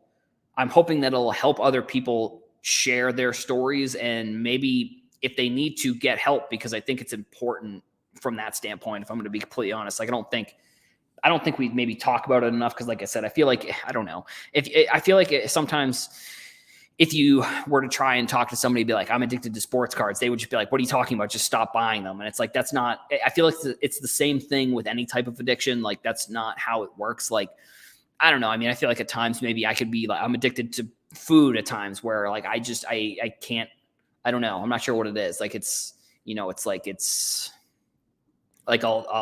maybe the same thing where it's like, people would just be like, hey, just stop. I don't know, stop ordering Uber Eats or whatever. I don't know. It can be tough to talk about. And I think it's good that we're starting the conversation at least, because I think down the road, it's going to be important for this conversation to be had, and that for people to know that resources are available if they need them. yeah, like I said, so shout out to Dustin. I appreciate him coming on. Like, check out all of his stuff. All the links will be in the chat or in the description. I think probably on the show description whenever the show releases on YouTube. And actually, I want to pull up another. Let me pull up another kind of thing on it that I saw this video the other day. So, like I've said, Cage is somebody that. Let me. How am I going to do this here? Let's share screen, and we're going to go to Instagram here. Some people are in this hobby as. I'm going to refresh here. Collector going is a very personal thing to them. Some people are in this hobby as, I'm going to call it almost a gambling replacement, almost like the adrenaline junkie portion of the hobby, right? I mean, no, I'm not jumping out of a plane, I'm not parachuting, but some people love almost the art of the deal, dare I say that, right? I'm going to go to a show or I'm going to buy something online and I'm going to use my negotiation tactics, my skills, you name it. I'm going to find a deal at 60% comps. And then I'm going to run that card over to the next show next week and sell it at 80% comps. Still get, out cash, you name it, and make some money and do it over and over again. What gets I saw that video, and I mean, I think I'm not sure where the discourse kind of started. Maybe it started. I don't think it's so Dustin made his video in January. I saw that video that Cage put out the other day. I don't know if Horatio from Sports Collector Daily had been planning on that. I'm guessing so, because he had a bunch of different resources in there. Like I said, I put that article in the chat. I'll put it in there. I put it in the chat there. I think, like I said, I think that I don't know. I think it's a topic that should be discussed, and hopefully, more people, if content creators, if there are content creators that are, dealing with something like that, then maybe they'll share their story as well. I hope that would be something that people do. All right. So we've got, let's pull up here. We've got Bowman. They did a pre-order. Topps did. Oh, wait. Is this the right? Okay. No. So we're actually going to be doing a different topic. Same topic, kind of the same topic. We'll actually transition to the other Bowman topic after this one. But I think that this is one of the, this is phenomenal news. I think, let me pull it up here. So,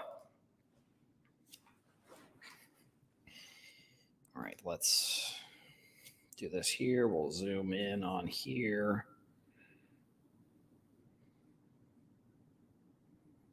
This is production that I'm working on here before we get into the start of the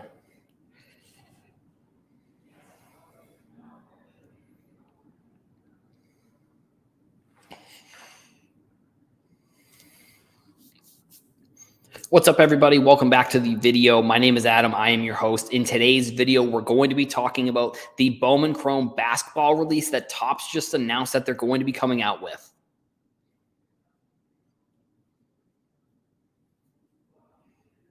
Thank you all for clicking on this video. Like I said, my name is Adam from Heroes for Sale. Make sure you leave a comment. I'm interested to hear what people have to think about this set. If you are new, make sure you hit the subscribe button. And if you enjoyed, make sure you hit the like. So, I mean, first of all, phenomenal marketing here by phenomenal timing.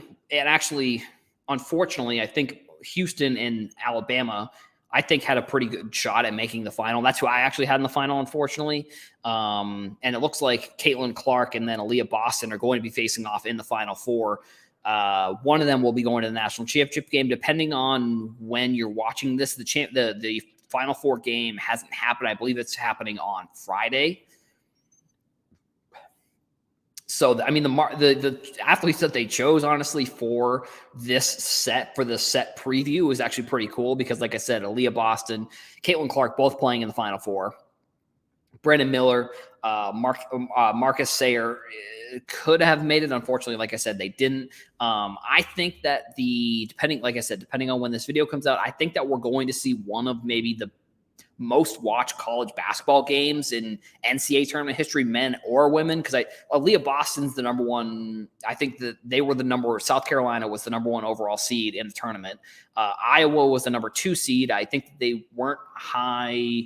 I guess if they're number 2, then they probably were they were between 5th and 8th in terms of where they were ranked in the country. But Caitlin Clark, I mean, she put on in the Elite 8. She put on like one of the best games maybe in women's college basketball history. Like she put on a 40-point triple-double, which is like unheard of. Like I think it was one of the first times that has ever happened in like NCAA tournament history, not even just from a man or a woman, just from like in general. I think that was one of the first times that's ever happened.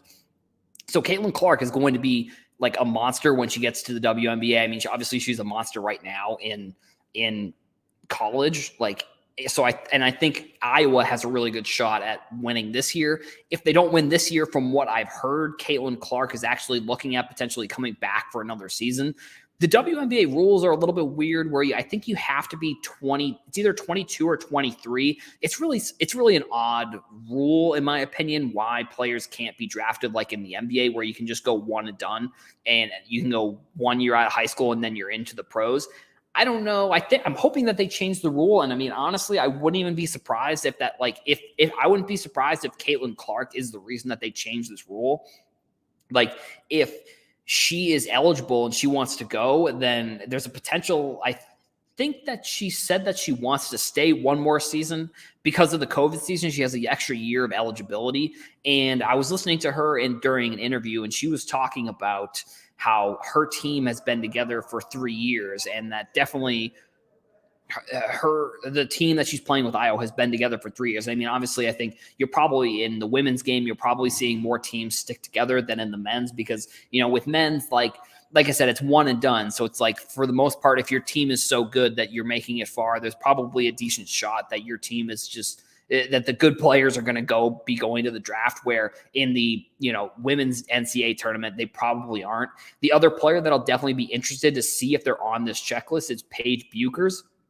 She, unfortunately, in one of the first practices of the season, tore her ACL for the UConn Huskies. I think she is, like, her and Caitlin Clark are probably going to be, like, the way that, like, Lisa Leslie really transcended that sport. I feel like they're going to be kind of that next generation of players who potentially transcend the WNBA. I think Sabrina Ionescu, who is in the league right now, who's going into I think her 3rd season. Her first season, unfortunately, was the bubble season where she got hurt, I think, in the first game. So she kind of didn't have the best first season. I think 2020 Prism NBA or WNBA is where you can find her products. So, but for Aaliyah Boston and for Caitlin Clark, they're going to have these, you know, licensed college. They're going to have these licensed college cards. And I don't necessarily want to say that I think that these two players may transcend the Bowman college product, but like, if women's sports keeps growing the way that I'm seeing it growing, like, there's a potential that people may look at this specific set with these players in it, and they may say that, like, this may be the set that everyone looks at and says, yes, college products with players in licensed uniforms, if they are a first Bowman or they are a pre-rookie card, those are the cards that you want to be buying. Because I think the hobby does this weird thing where they just, like, decide something. Like, for example, in the NFL, like, position players are basically worthless compared to quarterbacks. I think the hobby has also determined that, like, college cards are worthless compared to other, you know, non-college cards. And I do think that also has to do with, like, the modern college products really don't come out until the players are going to be drafted. So it's like the you know, for example, like the Zion Job college products weren't a thing until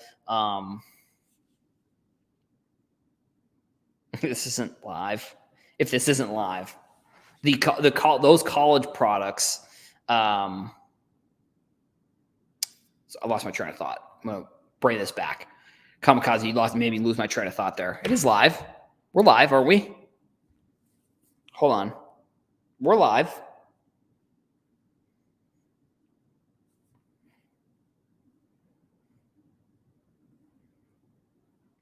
Yeah, it's live. Okay, we're live. Yeah, see, what are you talking about? Scaring me there. So if the Zion college, if there was a Bowman Chrome product or a Prism product, for example, and it was a Prism product of when Zion and Ja were still in college, I think that would have transcended this type of thing. I do think that, like, the Anthony Richardson, the Hayden Hooker examples from the college football Bowman product, like, if they go on to be good, I think it will. I guess it'll depend on these first couple classes of rookies or first Bowman classes within that product to see sort of how maybe there might be a change within college. But like I said, if the college products came out while they were still in college, they would be a much bigger deal within the hobby than they are now, because the college products aren't coming out until they're out of college. So it's like the opportunity, I feel like, to prospect isn't really there when it comes to what a college product almost should be, I guess. The prospecting aspect of a college product, I feel like, is what the Prism and what, like, the Contenders and all of these college products that are coming out for Panini are maybe missing, and why people don't like those cards as much. Because they're not in college anymore, and you really can't prospect on those. So it's like, unless you're a diehard Duke fan, or unless you're, I don't know, a diehard Murray State, I guess, for Ja, but just for an example, like, unless you're a diehard fan of that college team, there's probably a decent chance that you don't care about, a Zion card when he's not in college anymore. So, like, these are some of the opportunities where, if Topps and Fanatics are really going to 10x the hobby the way that they say that they want to, I think that these are the products that are going to really do that, because I think you're going to get college fans of teams, Alabama, for example. Like, there may be Alabama fans who are diehard Alabama fans, but they don't really care about pro sports. So it's like, they don't care to buy professional products that aren't going to contain their team's logo in it. And this is going to be an opportunity for these players or they don't, you know what it might be? I think the college products, and why maybe college fans that are only fans of a college team don't care about college products, is because the player is on another team when the product comes out. Kind of similar to why maybe the products themselves aren't as popular potentially. But like an Alabama fan, for example, doesn't care about, they don't care about, a Mac Jones card, because Mac Jones is on another team now. Brandon Miller, for example, he's on Alabama still, and I don't know if he's going to go pro or not necessarily, but like, they would potentially want to buy this product because it's Brandon Miller on Alabama. He's still on Alabama. And, I don't know exactly when this product is slated to, drops in May. So this is the type of product where I'd love to see it come out during the NCAA tournament, I guess. For Bowman Chrome football, I'd love it to come out during draft season, or not during draft season, during bowl season. I think that would be a phenomenal timing for that product.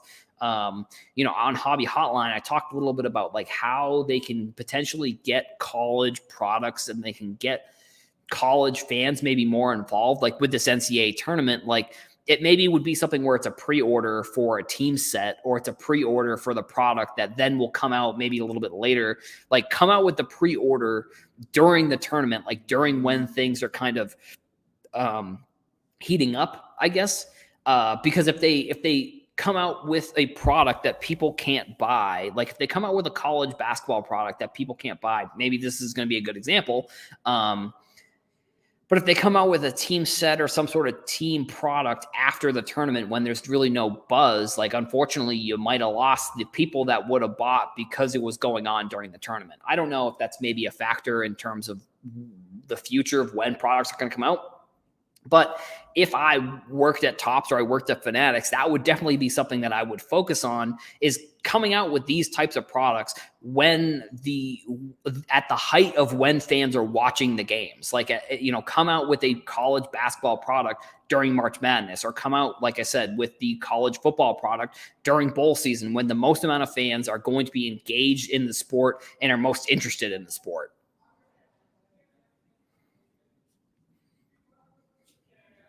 And like I said, we're going to be moving on to actually another Bowman topic, Bowman Baseball, a little bit different. I've got a timer going on today's episode because I'm trying to make sure that I don't go over on some of these topics, because some of the YouTube videos I don't know. I'm interested, maybe, I guess there's only one person in here, but like the YouTube videos, are people that watch the live, are you also watching the YouTube videos or no? Because like obviously the topics are the topics from the YouTube videos. But like, I don't know. I just feel like a 20-minute YouTube video on one topic is maybe a little bit too long. Opening day rosters. Yep. I'm going to pull up some links here. Some links on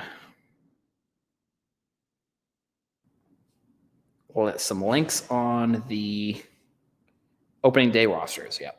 Let me pull up Bowman too, because I do want to talk a little bit about Bowman Baseball, because there was a pre-order. It's kind of interesting what Topps did. They did something, it's a little bit different.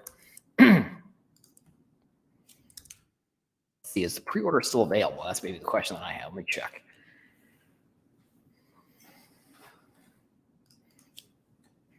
That's done.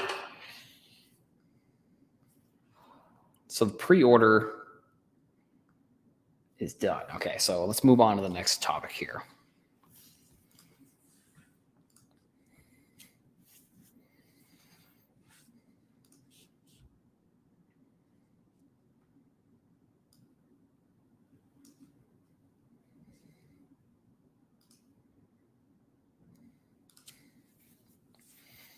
What's up, everybody? Thank you for clicking on this video. My name is Adam from Heroes for Sale. We are going to be talking about some of the opening day rosters and prospects that are going to be on those opening day rosters, as well as the most recent Bowman release.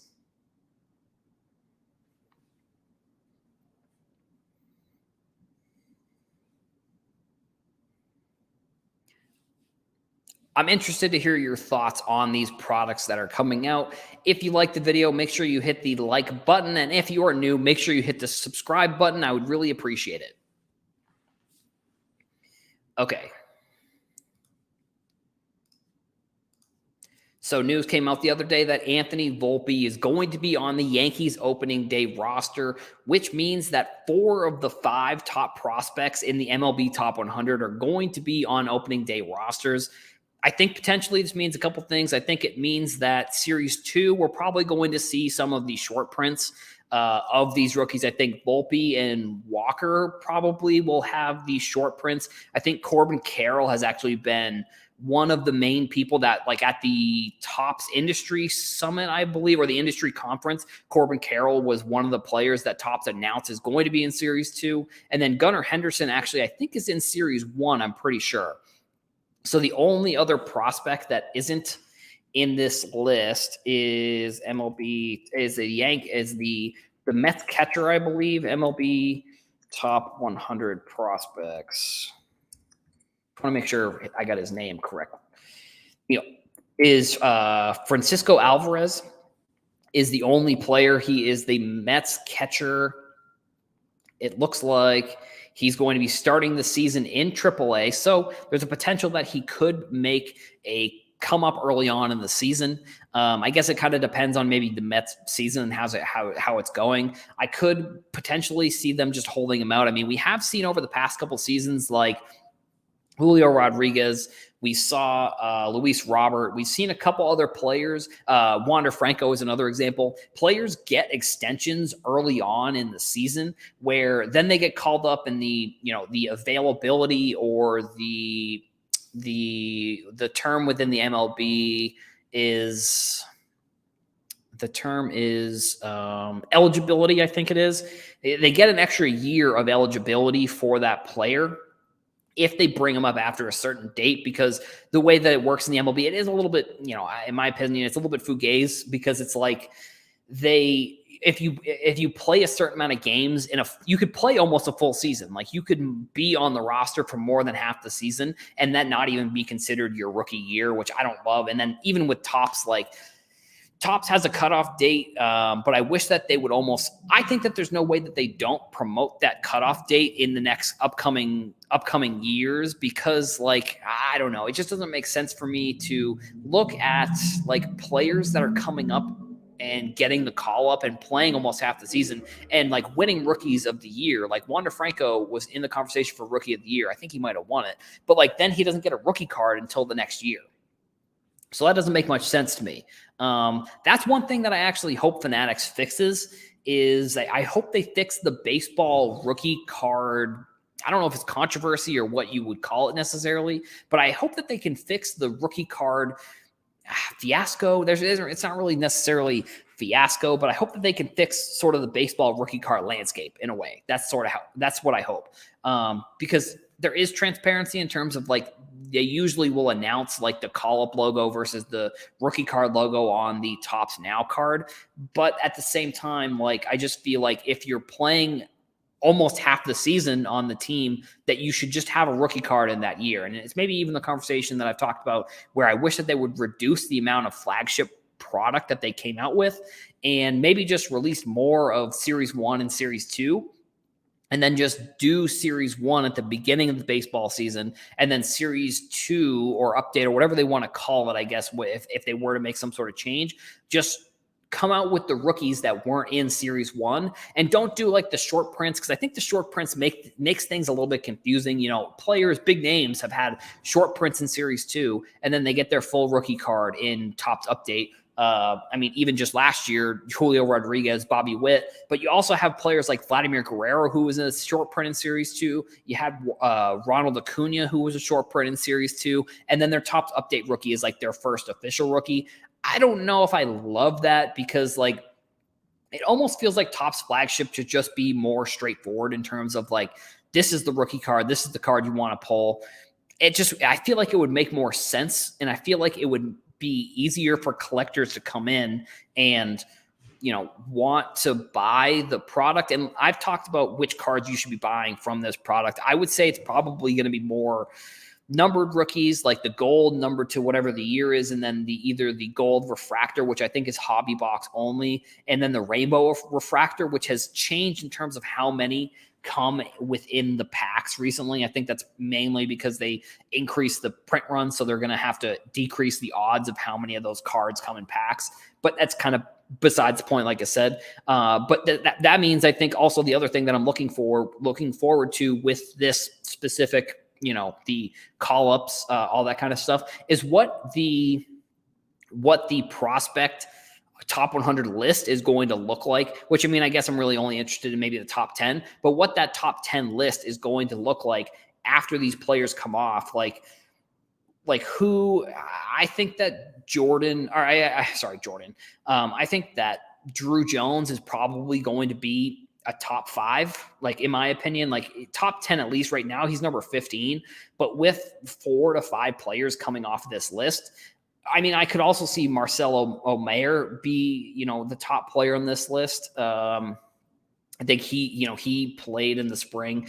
But Drew Jones, I think at some point over the next year or so, it might be next year, he might start as the number 1 prospect, which that's actually going to get me into the second part of this conversation, which actually is going to be Bowman. So something that Topps did with this year's Bowman is they came out with a pre-order that it looks like it's ended, unfortunately. But Drew Jones is on the cover of basically all of the marketing for this product. He was the number 2 draft pick from last year's draft. And they've kind of changed how they've done it a couple times with like what players get included in Bowman draft and then which players get included in the next year's Bowman. It's kind of the same sort of scenario with the Topps flagship, like who gets included where. Like, I get it's all kind of marketing, and you want to include Drew Jones in this product because now he's like the standout player coming from this product. I'm looking for the design of the card actually too, because he has his card design has come out as well. And I think we have to do, I know there was, let me see if I can find the card design. But either way, as I'm looking for this, so, I understand that Drew Jones is going to be the one that's sort of driving the marketing for this product, but it's like, it almost makes it a little bit more confusing, in my opinion, when it comes to like which player, I guess, is like which players are in Bowman draft and then which players aren't. Like I understand the configuration of Bowman more than I understand the configuration of like Topps flagship, because Bowman baseball is like a combination of international signees and then some of the players from last year's draft. And then it also has some rookie cards. But if you're really looking for like Bowman rookie cards, most of them are coming in Bowman Chrome, which comes out later on in the year, because the whole product is Chrome, where in Bowman baseball, it's like a combination of Chrome and regular and the non-Chrome, which, a tip here, the Bowman logo here is how you're going to tell. I'm sure most of you that are watching this video probably already know that.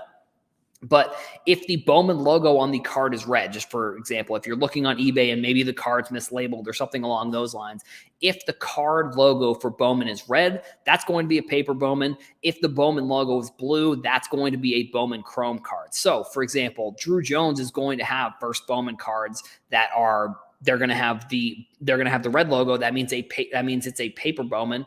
If it's blue, that means it's Chrome. Obviously, if you're pulling it out of a pack, you know that it's Chrome because you can tell it's shiny. But the configurations, like I said, is Bowman baseball is the international signees. Some of the players from the previous draft. Drew Jones obviously was drafted in the last draft.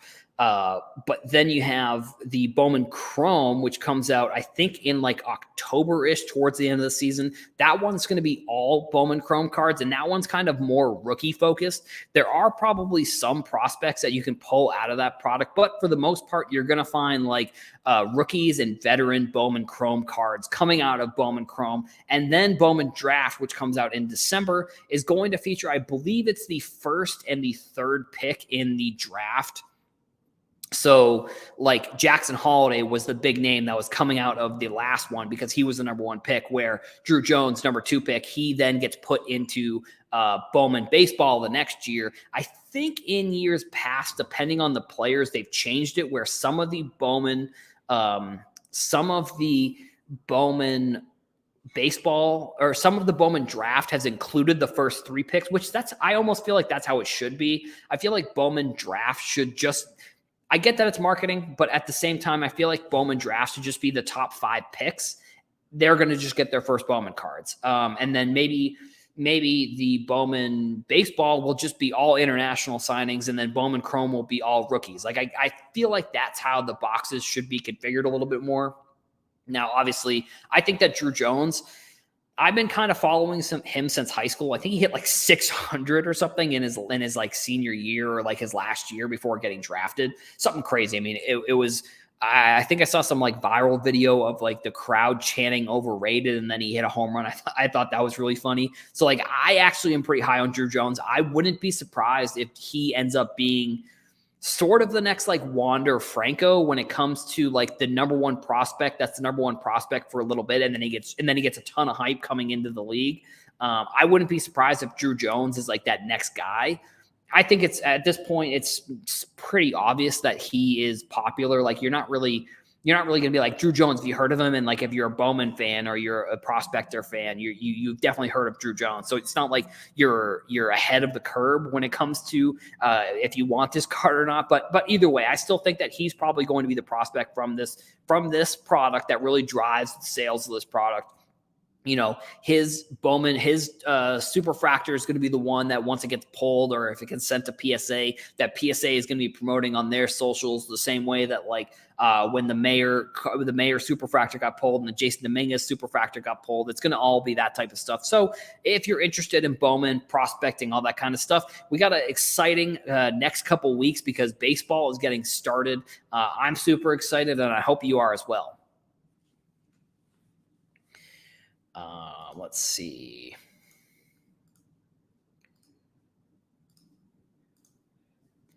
As you saw, probably. Wait, where was that?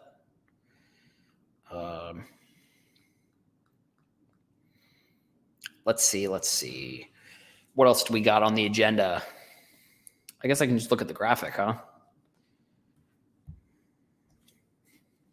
1 second.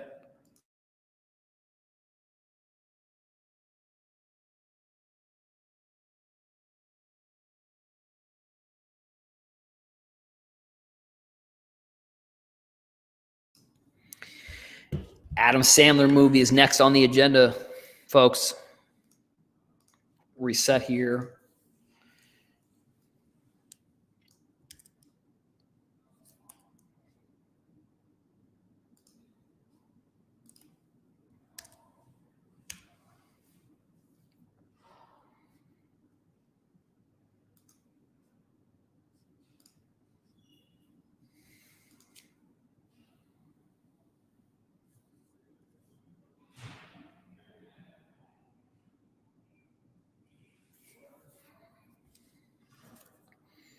What's up, everybody? Thank you for clicking on this video. My name is Adam from Heroes for Sale. Today, we're going to be talking about...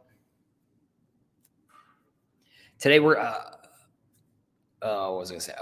What's up, everybody? Thank you for clicking on this video. Today, we're going to be talking about the Adam Sandler announcement that him and the Safdie brothers are going to be doing a video about the sports memorabilia world. Like I said, thank you for clicking on this video. I'm interested to hear about your thoughts in the comments. If you like the video, make sure you hit the like button and make sure you hit the subscribe button if you are new. Let's get right into this.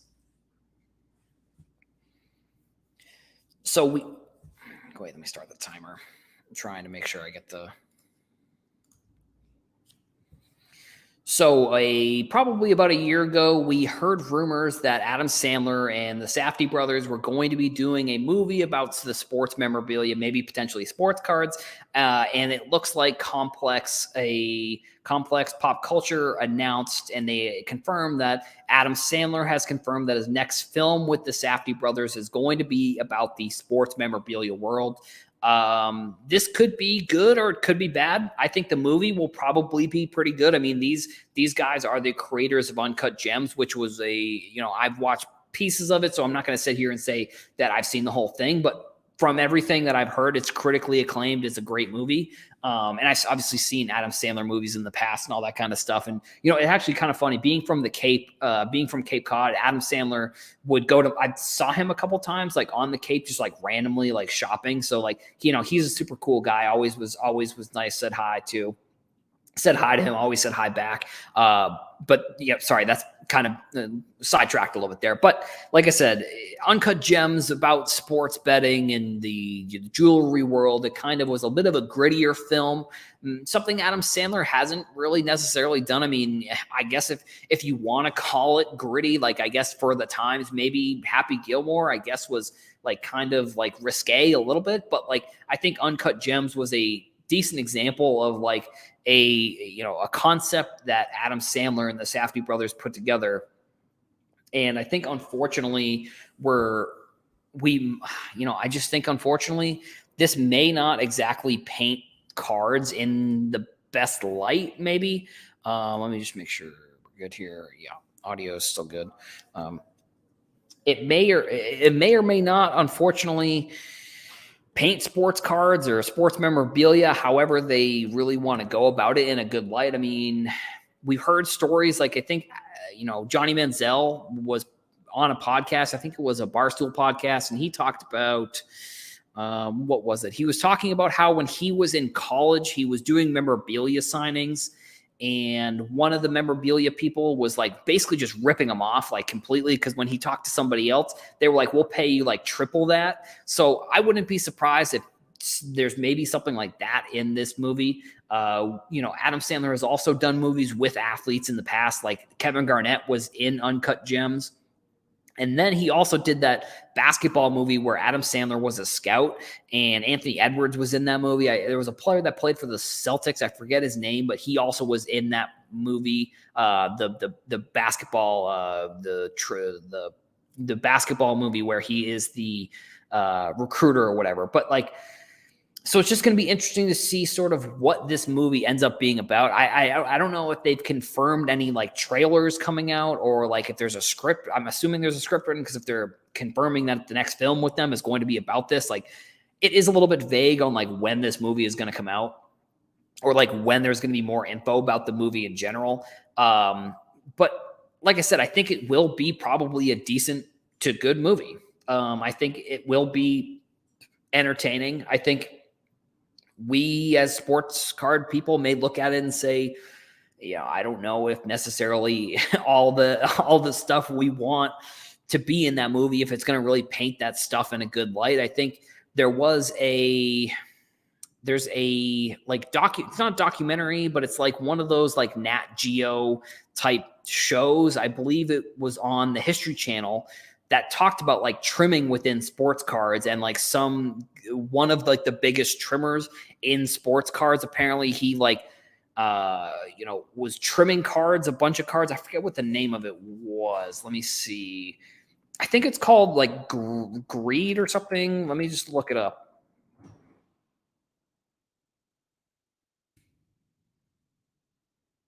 Oh, yeah, so it's called American Greed, Fraud Collectors.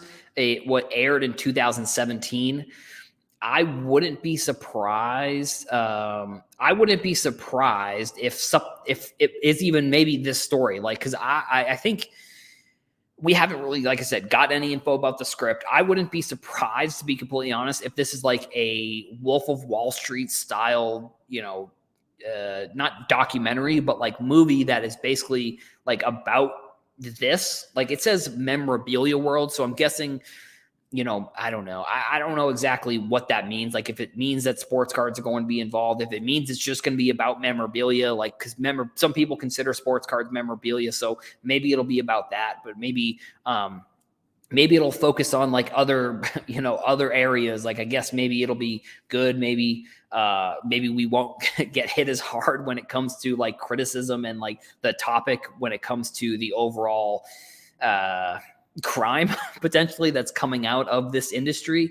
I think unfortunately, whenever there is money to be made in an industry, there's going to be people that try and do fraud. They try and scam the system.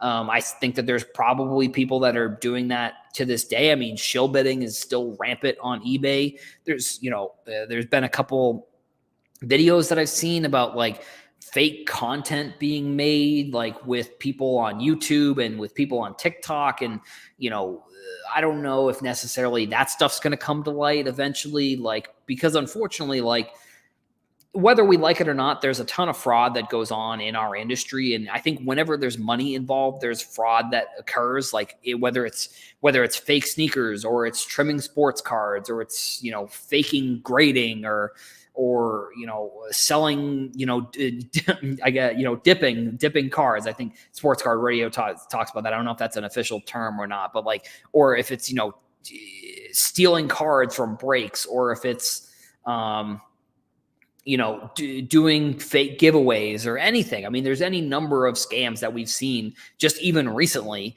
that are like, cards not getting shipped. Like I said, there are any number of unfortunate things that are going on within our industry that I think that there are people that do a really good job at kind of documenting these kinds of things on YouTube. I think there's maybe people that overreact a little bit to every little thing, but I think in the middle there is going to be a good amount of people that are doing a great job when it comes to the type of content that, you could call it like watchdog content. I guess that's maybe how some people have categorized it.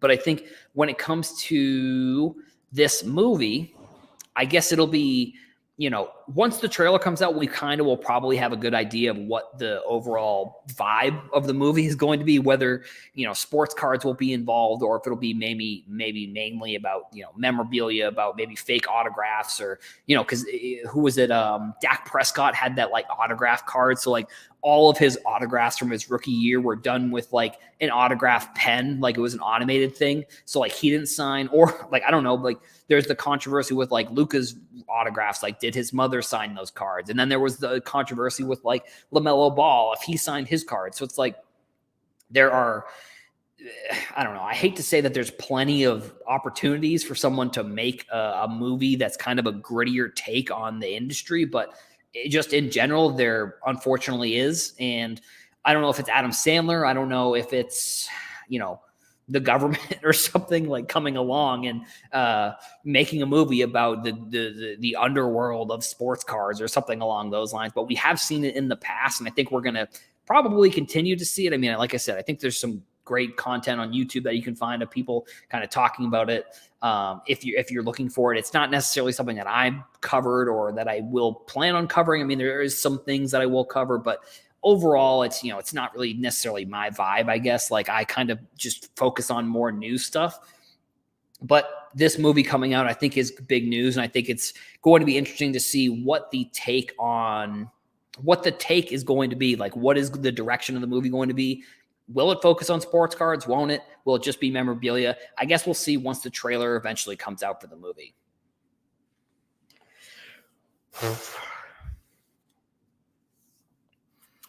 All right. I think we got one more topic we're going to cover today. The PWCC Breaker Network. This comes sort of a bit like what I was just talking about.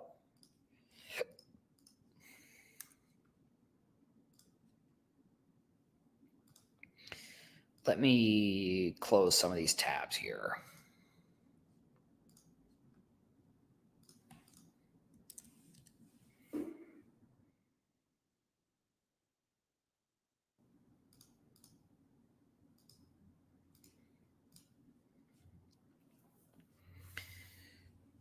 I'm going to open up this another tab here.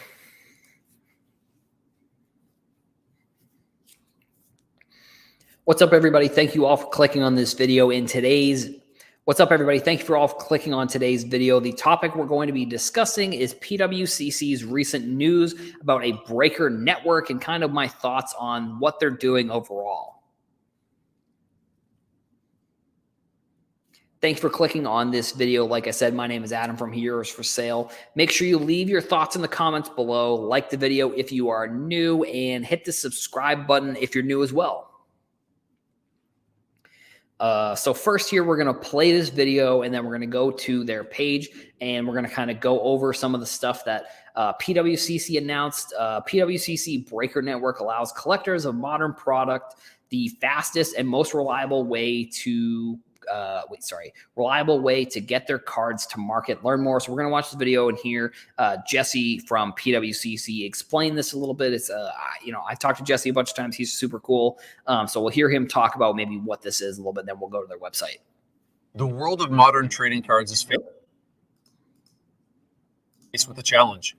The path from pack to market has long lacked sophistication and liquidity. That results in most assets going unsold, taking up room on desks, in basements, and in closets, and failing to realize its full value. But now there's a solution. Introducing the PWCC Breaker Network, a platform that provides breakers with streamlined liquidity solutions through PWCC. The Breaker Network brings confidence to the world of recently ripped wax.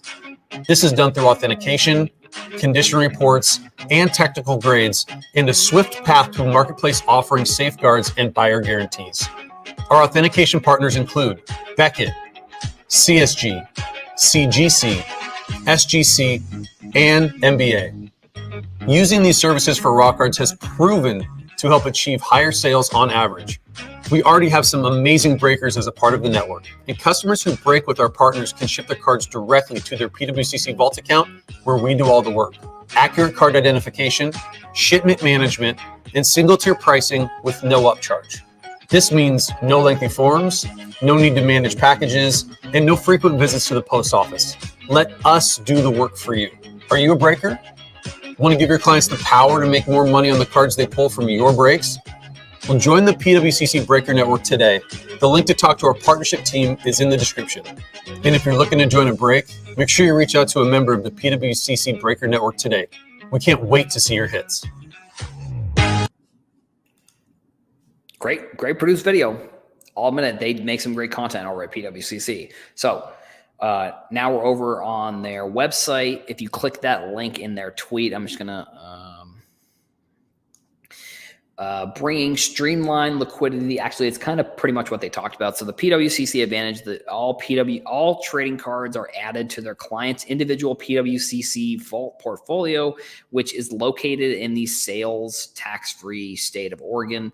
I'm not going to get into sales tax and all that kind of stuff. I don't really know about it. I don't understand it. PWCC empowers collectors and investors to offer them immediate access to a robust menu of benefits. You can read all those there. You can pause the video, read them. So what it looks like is that PWCC is basically partnering with these breakers, and they are going to, from what it looks like and what they kind of explain there, it looks like these breakers, essentially you're going to have a PWCC account, and the PWCC account is going to be linked with these breakers, and you can get your cards sent from the breaks to your PWCC vault. Now, the one thing that I think PWCC has done maybe better than anyone, and has sort of not necessarily revolutionized the industry, because there's been vaults like ComC has been a vault for forever. I think PWCC's higher end vault has been pretty interesting. And, obviously, because since they're a marketplace, you can put your cards from the vault into the marketplace pretty easily. So they made vaulting maybe a little bit more mainstream. Like I said, the ComC has been in the game for a while. You could also, unfortunately, StarStock really isn't really around as much anymore. So ComC is probably the most reliable source. And they're actually partnering with CGC as well. And I think you can get your cards directly graded from your ComC vault. I'm not sure if they call it that, but you can get your cards basically graded directly from your ComC vault to CGC, similar to this one. One thing that I did notice in the video I thought was a little bit interesting was that PSA was not on that list of graders. Obviously, I'd say it's probably because Golden and PWCC are competitors, and Golden is also they are, partnered basically with PSA. Like, they're all kind of under that same umbrella. So I'd say that's most likely, obviously, why PSA isn't on that list of graders for this program. So yeah, Indie Card Exchange, these are all like big names within the industry that I think have partnered with PWCC, which I don't know if they were the number one like account on eBay when it came to like buying or selling, at least. I have to imagine they were. So like their marketplace, they kind of brought on a lot of their customers. I think they've done a pretty good job. They've had some big sales of cards on their platform over the past few years. But I think this is kind of going towards like where I think cards should go, but also I think there should be maybe a little bit of a guidelines on sort of what ends up happening here. Like with cards, like I've talked about in the past, and I talked about this with Dustin in a previous, interview that we did, like the cards, consuming cards, like buying cards, getting into breaks for cards, it's become so much easier nowadays because of the way, stuff like this, where it's like you can break and the breakers send the cards directly to PWCC. Like they send the cards directly to a vault. So you don't I'm surprised that ComC, I guess maybe it's, the owner of ComC maybe looks at it and says the business that they're running is sustainable and they want to just run the business the way that they want to. And they don't necessarily want to get involved in, a bunch of other things like PWCC, for example. This is like I don't know if necessarily it's an innovation. I guess like companies working with breakers isn't an innovation, but I think the breakers on this list, like I said, are some of the biggest breakers I think in the industry. Coffee Breakers, that's Dan Fleischman's company, who is with Steve Aoki as well. They kind of were one of the, I don't know if they were maybe the biggest company that was kind of created in sort of the pandemic era. Like Collectible was another that was built sort of in the pandemic era. I'm trying to think. Star Stock, obviously, unfortunately, didn't exactly work out. Dibs didn't work out, but like Coffee Breakers, they were a breaking company that if I think for the most part, they're pretty much live 24/7. Like I wonder what the video was, but I think there was a video where Dan Fleischman was he was doing an interview with somebody, and he was talking about how they wanted to be basically 24-hour breakers. So like they have breakers all basically around the world, like in all different regions. And I think that's super cool. So if you want to get into, breaks, I would say also too, like when it comes to reliability and not sustainability, but reliability and, I guess it's tough nowadays to really kind of bring up like the scamming aspect of it, but it's like, these are trusted names within the industry. And I think, Sports Card Radio has talked about, they've talked shit about Golden, and then they, do a video where they buy cards from Golden. It's like, it's because it's the biggest marketplace that it has, a lot of guardrails when it comes to the, trustability. I think that's kind of the word that I'm looking for.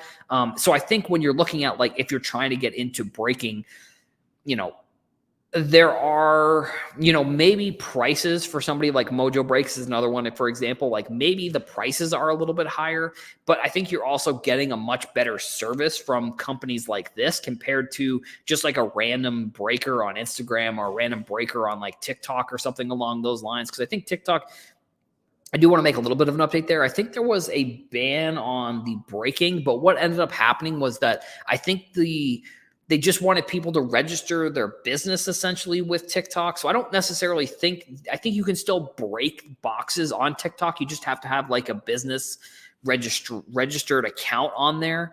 But yeah, so like back to the other point that I was trying to make, like when it comes to big names in the industry like this, I think what you're seeing is that you may potentially pay a little bit more for some of their breaks, but you're also getting like a much more reliable service. Like, sure, you could go to that random breaker on Whatnot, or you could go to that random breaker, Loop or TikTok or Instagram. I mean, obviously, when you're going to different platforms, you're going to see different levels of security, I suppose, is one way to look at it. Like if you're breaking with someone on TikTok or Instagram, they don't necessarily have the business standards or the ethics that, like, if you're breaking with somebody on Whatnot or Loop has. And if you're breaking with one of these companies, or you're breaking with a company that they may even have more than some of the companies on Loop or some of the companies on Whatnot. Because we have seen some of the issues with Whatnot over the past, couple weeks. There's been a couple of very specific issues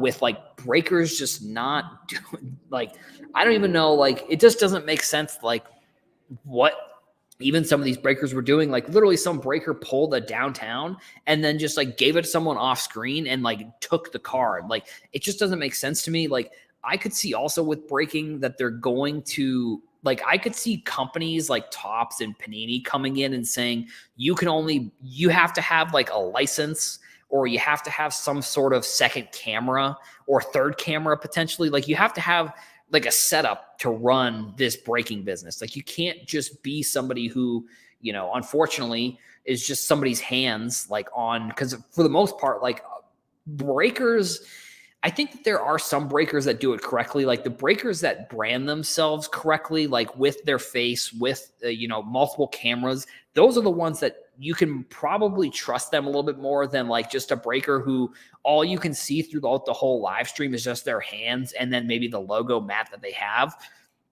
I don't know. That's just my opinion. I mean, I think that, like I said, breakers that are putting themselves out there and maybe who are working with other companies or, working with Loop or working with Whatnot specifically, like, I just think that in the future, we're going to see maybe and I hate for it to be maybe like monopolies at the same time, but like, I just think that you're going to have to see companies that are doing breaking be more like regulated, I guess is one word to use, but there's just going to have to be a higher standard for people to break these cards. Like you're going to have multiple cameras. You're going to have to, have like, even, I don't know, maybe somebody, I don't know, not filming the shipping area, but like you're going to have some sort of fall safe for when it comes to like, they're not going to just be able to be like the retail king guy who like just took the card. Like he just gave it to somebody off a camera.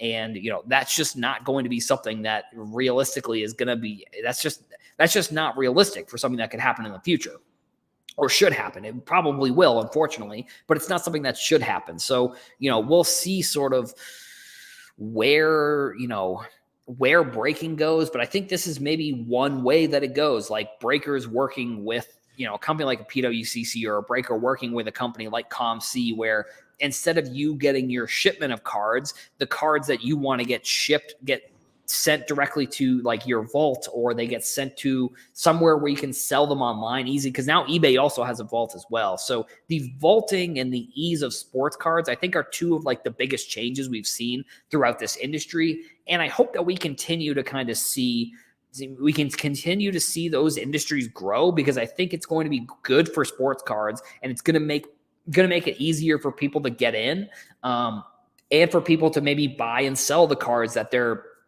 getting into. And it's just going to make the buying and selling of those cards easier for people that are getting in, if they're new or, experienced collectors as well.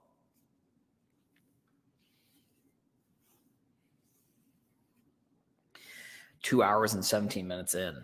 Pretty good stream.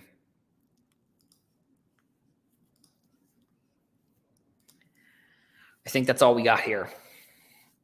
We went over all the topics.